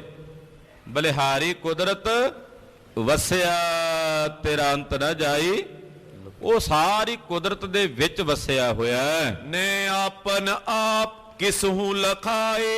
ਮਹਾਰਾਜ ਜੀ ਕਹਿੰਦੇ ਆਪਣੇ ਆਪ ਨਹੀਂ ਲਿਖਿਆ ਜਾਂਦਾ, ਉਹ ਤਾਂ ਕੁਦਰਤ ਦੇ ਵਿੱਚ ਵਸਿਆ ਤੇ ਕੁਦਰਤ ਦੇ ਨਾਲ ਹੀ ਜਾਣਿਆ ਜਾਂਦਾ ਹੈ। ਨਰ ਕਹੇ ਜੇ ਦੇਖਿਓ ਨਿਜ ਨਾਨੇਨ। ਉਹ ਅੱਗੋਂ ਬੋਲਿਆ, ਉਹ ਜ਼ਿਮੀਂਦਾਰ ਕਹਿੰਦਾ ਜੀ ਜੇ ਉਹ ਅੱਖਾਂ ਨਾਲ ਨਹੀਂ ਵੇਖਿਆ ਕਿਸ ਪਾਸ ਕਹੋ ਜਾਚਨ ਸੁਬੈਨ। ਤੇ ਫਿਰ ਮੈਂ ਕਿਹਨੂੰ ਆਖਾਂ ਮੰਗਣ ਵਾਸਤੇ? ਜਦੋਂ ਦੇਖੇਗਾ ਕੋਈ ਉਹਨੂੰ ਕਹਾਂਗਾ ਨਾ ਵੀ ਮੈਨੂੰ ਦੇ ਦੇ, ਨਹੀਂ ਪਾ ਦੇ। ਜਦੋਂ ਦਿਸਦਾ ਹੀ ਨਹੀਂ ਤੇ ਫਿਰ ਕਿਹਨੂੰ ਆਖਾਂ ਜੀ? ਹਵਾ ਵਿੱਚ ਕਿਹਨੂੰ ਕਹੀਏ? ਕਿਉਂਕਿ ਉਹਨੇ ਅੱਜ ਤਾਈਂ ਇਹ ਕਦੇ ਮਹਿਸੂਸ ਹੀ ਨਹੀਂ ਸੀ ਕੀਤਾ। ਉਹਦਾ ਰਾਜੇ ਕੋਲ ਹੀ ਮੰਗਦੇ ਸੀ ਜਾ ਕੇ, ਰਾਜਾ ਦਿਸਦਾ ਸੀ। ਕਹਿੰਦੇ ਜੀ ਜੇ ਕੁਝ ਦਿਸਦਾ ਹੀ ਨਹੀਂ ਤੇ ਫਿਰ ਮੰਗੀਏ ਕਿਵੇਂ? ਜਾਨੋ ਨਾ ਕੁਦਰਤੀ ਕੌਣ ਹੋਏ। ਆ ਜਿਹੜੀ ਤੁਸੀਂ ਕੁਦਰਤੀ ਜੀ ਕਹਿੰਦੇ ਹੋ, ਇਹ ਕਿਹੜੀ ਬਲਾ ਆ? ਮੈਂ ਤਾਂ ਨਹੀਂ ਸੁਣੀ ਕਦੇ ਪਹਿਲਾਂ ਕੁਦਰਤੀ। ਤੁਸੀਂ ਕਹਿੰਦੇ ਹੋ ਕੁਦਰਤ ਨਾਲ ਜਾਣਿਆ ਜਾਂਦਾ। ਕਹਿੰਦਾ ਜੀ ਇਹ ਕੁਦਰਤ ਕੀ ਸ਼ੈ ਹੁੰਦੀ ਹੈ? ਇਹ ਕਿਹੜੀ? ਇਹ ਹੁਣ ਪਹਿਲਾਂ ਕਰਤਾਰ ਕਹਿ ਕੇ ਤੁਸੀਂ ਮੈਨੂੰ ਹੈਰਾਨ ਕਰ ਦਿੱਤਾ ਹੈ। ਆਲੇ ਉਹ ਤਾਂ ਮੇਰੇ ਮਨ ਚੋਂ ਸਪਸ਼ਟ ਨਹੀਂ ਹੋਇਆ ਵੀ ਕਰਤਾਰ ਕੌਣ ਹੈ, ਤੇ ਦੂਜਾ ਸ਼ਬਦ ਤੁਸੀਂ ਹੋਰ ਕਹਿ ਦਿੱਤਾ ਵੀ ਕੁਦਰਤ, ਕੁਦਰਤੀ। ਮਹਾਰਾਜ ਜੀ ਇਹ ਕੁਦਰਤੀ ਜਿਹੜਾ ਜਾਣਿਆ ਜਾਂਦਾ ਕਰਤਾਰ, ਇਹ ਕੁਦਰਤੀ ਕਿਹੜੀ ਸ਼ੈ ਹੈ? ਉਹ ਪੁੱਛਦਾ ਅੱਗੋਂ। ਹਾਂਜੀ, ਕੁਛ ਪਤਾ ਦਿਓ ਹੋ ਲਖਿਓ ਸੋਏ। ਆ ਜਿਹੜੀ ਕੁਦਰਤ ਬਾਰੇ ਤੁਸੀਂ ਦੱਸਦੇ ਹੋ, ਕੁਝ ਇਹਦੇ ਬਾਰੇ ਮੈਨੂੰ ਦੱਸੋ ਪਤਾ ਵੀ ਹੋ ਸਕਦਾ ਇਹਦੇ ਨਾਲ ਮੈਂ ਕੁਝ ਜਾਣ ਲਵਾਂ, ਕੋਈ ਇਹਦੀਆਂ ਨਿਸ਼ਾਨੀਆਂ ਵਿਖਾ ਦਿਓ। ਤੂੰ ਜਾਏ ਤਾਮ ਲਾਂਗਲ ਜੇ ਆਨ। ਮਹਾਰਾਜ ਜੀ ਵੇਖਿਆ ਵੀ ਇਦਾਂ ਨਹੀਂ ਇਹਨੇ ਸਮਝਣਾ। ਪਾਤਸ਼ਾਹ ਗੁਰਦੇਵ, ਕਿਉਂਕਿ ਅੰਨੇ ਨੂੰ ਤੁਸੀਂ ਸ਼ੀਸ਼ਾ ਵਿਖਾਈ ਜਾਓਗੇ ਨਾ, ਉਹ ਕਿਵੇਂ ਵੇਖੇਗਾ ਵੀ ਮੇਰਾ ਚਿਹਰਾ ਕਿਹੋ ਜਿਹਾ? ਪਾਤਸ਼ਾਹ ਵੇਖਿਆ ਵੀ ਇੱਥੇ ਹਾਲੇ ਗੱਲ ਨਹੀਂ ਜੇ ਬਣਨੀ। ਇੱਥੇ ਹਾਲੇ ਉਹ ਖੇਡ ਹੈ ਵੀ ਦੱਸ ਹੀ ਨਹੀਂ ਸਕਦੇ ਇਹਨੂੰ ਜਦੋਂ ਤੱਕ ਕੋਈ ਕਲਾ ਨਹੀਂ ਵੇਖੇਗਾ। ਕਿਉਂਕਿ ਰਾਜੇ ਦੀ ਕਲਾ ਵੇਖੀ ਸੀ, ਰਾਜੇ ਨੂੰ ਰੱਬ ਮੰਨੀ ਬੈਠੇ ਸੀ। ਹੁਣ ਜੇ ਪਰਮੇਸ਼ਰ ਦੀ ਕਲਾ ਵੇਖਣਗੇ, ਉਹਦੀ ਕੁਦਰਤ ਵੇਖਣਗੇ, ਫਿਰ ਸਮਝ ਆਵੇਗਾ ਵੀ ਪਰਮੇਸ਼ਰ ਹੈ। ਹੁਣ ਕੁਦਰਤ ਵਿਖਾਣੀ ਸੀ। ਉਹ ਕਿਤੇ 5-7 ਬੰਦੇ ਲਾਗਲੇ ਪਿੰਡ ਦੇ ਵਿੱਚ ਭੰਡਾਰਾ ਸੀ, ਉਹ ਚਲੇ ਗਏ। ਇੱਕ ਉਹਨਾਂ ਦਾ ਸਾਥੀ ਸੀ ਅੱਖਾਂ ਤੋਂ ਅੰਨਾ, ਉਹਨੂੰ ਲੈ ਨਾ ਗਏ ਵੀ ਇਹਨੂੰ ਕਿੱਥੇ ਚੁੱਕੀ ਫਿਰਾਂਗੇ ਨਾਲ। ਉਹ ਵਾਪਸ ਆ ਗਏ। ਵਾਪਸ ਆਏ ਤੇ ਉਹਨੇ ਇਤਰਾਜ਼ ਕੀਤਾ, ਤੁਸੀਂ ਮੈਨੂੰ ਨਹੀਂ ਨਾਲ ਲੈ ਕੇ ਗਏ ਭੰਡਾਰੇ ਤੇ, ਕੀ ਖਾ ਕੇ ਆਇਓ? ਕਹਿੰਦੇ ਖੀਰ ਖਾ ਕੇ ਆਏ। ਅੰਨੇ ਨੇ ਕਦੇ ਖੀਰ ਖਾਧੀ ਨਹੀਂ ਸੀ। ਕਹਿੰਦਾ ਉਹ ਕਿਹੋ ਜਿਹੀ ਹੁੰਦੀ ਹੈ? ਕਹਿਣ ਲੱਗੇ ਚਿੱਟੇ ਰੰਗ ਦੀ, ਸਫੇਦ। ਕਹਿੰਦਾ ਇਹ ਚਿੱਟਾ ਰੰਗ ਸਫੇਦ ਕਿਹੋ ਜਿਹਾ ਹੁੰਦਾ? ਉਹ ਕਹਿੰਦੇ ਜਿਹੋ ਜਿਹਾ ਬਗਲਾ ਹੁੰਦਾ, ਬਗਲਾ ਚਿੱਟਾ ਹੁੰਦਾ। ਕਹਿੰਦਾ ਇਹ ਬਗਲਾ ਕਿਹੋ ਜਿਹਾ ਹੁੰਦਾ? ਚੌਥਾ ਜਿਹੜਾ ਸੀ ਉਹਨੇ ਹੱਥ ਟੇਢਾ ਜਿਹਾ ਕਰਕੇ ਇਦਾਂ ਜਿਵੇਂ ਬਗਲੇ ਦੀ ਧੌਣ ਟੇਢੀ ਹੁੰਦੀ, ਉਹਦੇ ਹੱਥ 'ਚ ਫੜਾ ਕੇ ਨਾ, ਕਹਿੰਦਾ ਇਦਾਂ ਦਾ ਹੁੰਦਾ। ਉਹਨੇ ਇਦਾਂ ਹੱਥ ਜਿਹਾ ਲਾ ਕੇ ਵੇਖਿਆ ਵੀ ਇਹ ਟੇਢਾ ਘੁੰਮ ਕੇ ਹੱਥ ਇਦਾਂ ਦਾ। ਕਹਿੰਦਾ ਯਾਰ ਖੀਰ ਇੰਨੀ ਟੇਢੀ ਹੁੰਦੀ ਹੈ, ਚੰਗਾ ਹੋਇਆ ਮੈਂ ਨਹੀਂ ਗਿਆ ਖਾਣ। ਉੱਥੋਂ ਕਹਾਵਤ ਬਣੀ ਵੀ ਇਹ ਟੇਢੀ ਖੀਰ ਹੈ, ਖਾਧੀ ਨਹੀਂ ਜਾਣੀ। ਕਹਿਣ ਤੋਂ ਭਾਵ ਅੰਨੇ ਵਾਸਤੇ ਜਿੰਨਾ ਮਰਜ਼ੀ ਉਹਨੂੰ ਕਹੀ ਜਾਓ, ਕੀ ਸਮਝ ਆਉਣੀ ਸੀ? ਕਹਿੰਦਾ ਜੀ ਹੁਣ ਇਹ ਕੁਦਰਤ ਕੀ ਹੈ ਜਿਹੜੀ ਤੁਸੀਂ ਕਹਿੰਦੇ ਹੋ? ਪਹਿਲਾਂ ਕਰਤਾਰ ਬਾਰੇ ਨਹੀਂ ਪਤਾ ਲੱਗਾ, ਤੁਸੀਂ ਦੂਜਾ ਕੁਦਰਤ ਬਾਰੇ ਕਹਿ ਦਿੱਤਾ। ਪਾਤਸ਼ਾਹ ਨੇ ਵੇਖਿਆ ਇਦਾਂ ਨਹੀਂ ਗੱਲ ਬਣਨੀ। ਉਹ ਤਾਂ ਨਹੀਂ ਸਮਝਾ ਸਕੇ ਅੰਨੇ ਨੂੰ ਕਿ ਖੀਰ ਕਿਹੋ ਜੀ ਹੈ, ਪਰ ਮੇਰੇ ਸਤਿਗੁਰੂ ਐਸੇ ਦਿਆਲੂ ਨੇ, ਕਿਰਪਾਲੂ ਨੇ ਕਿ ਅੰਨਿਆਂ ਨੂੰ ਵੀ ਨੇਤਰ ਦੇ ਕੇ ਵਿਖਾਣ ਵਾਲੇ ਨੇ ਵੀ ਆਹ ਹੈ ਪਰਮੇਸ਼ਰ ਅਕਾਲ ਪੁਰਖ। ਗਿਆਨ ਅੰਜਨ ਗੁਰ ਦੀਆ, ਅਗਿਆਨ ਅੰਧੇਰ ਵਿਨਾਸ਼। ਹਰ ਕਿਰਪਾ ਤੇ ਸੰਤ ਭੇਟਿਆ, ਨਾਨਕ ਮਨ ਪ੍ਰਗਾਸ।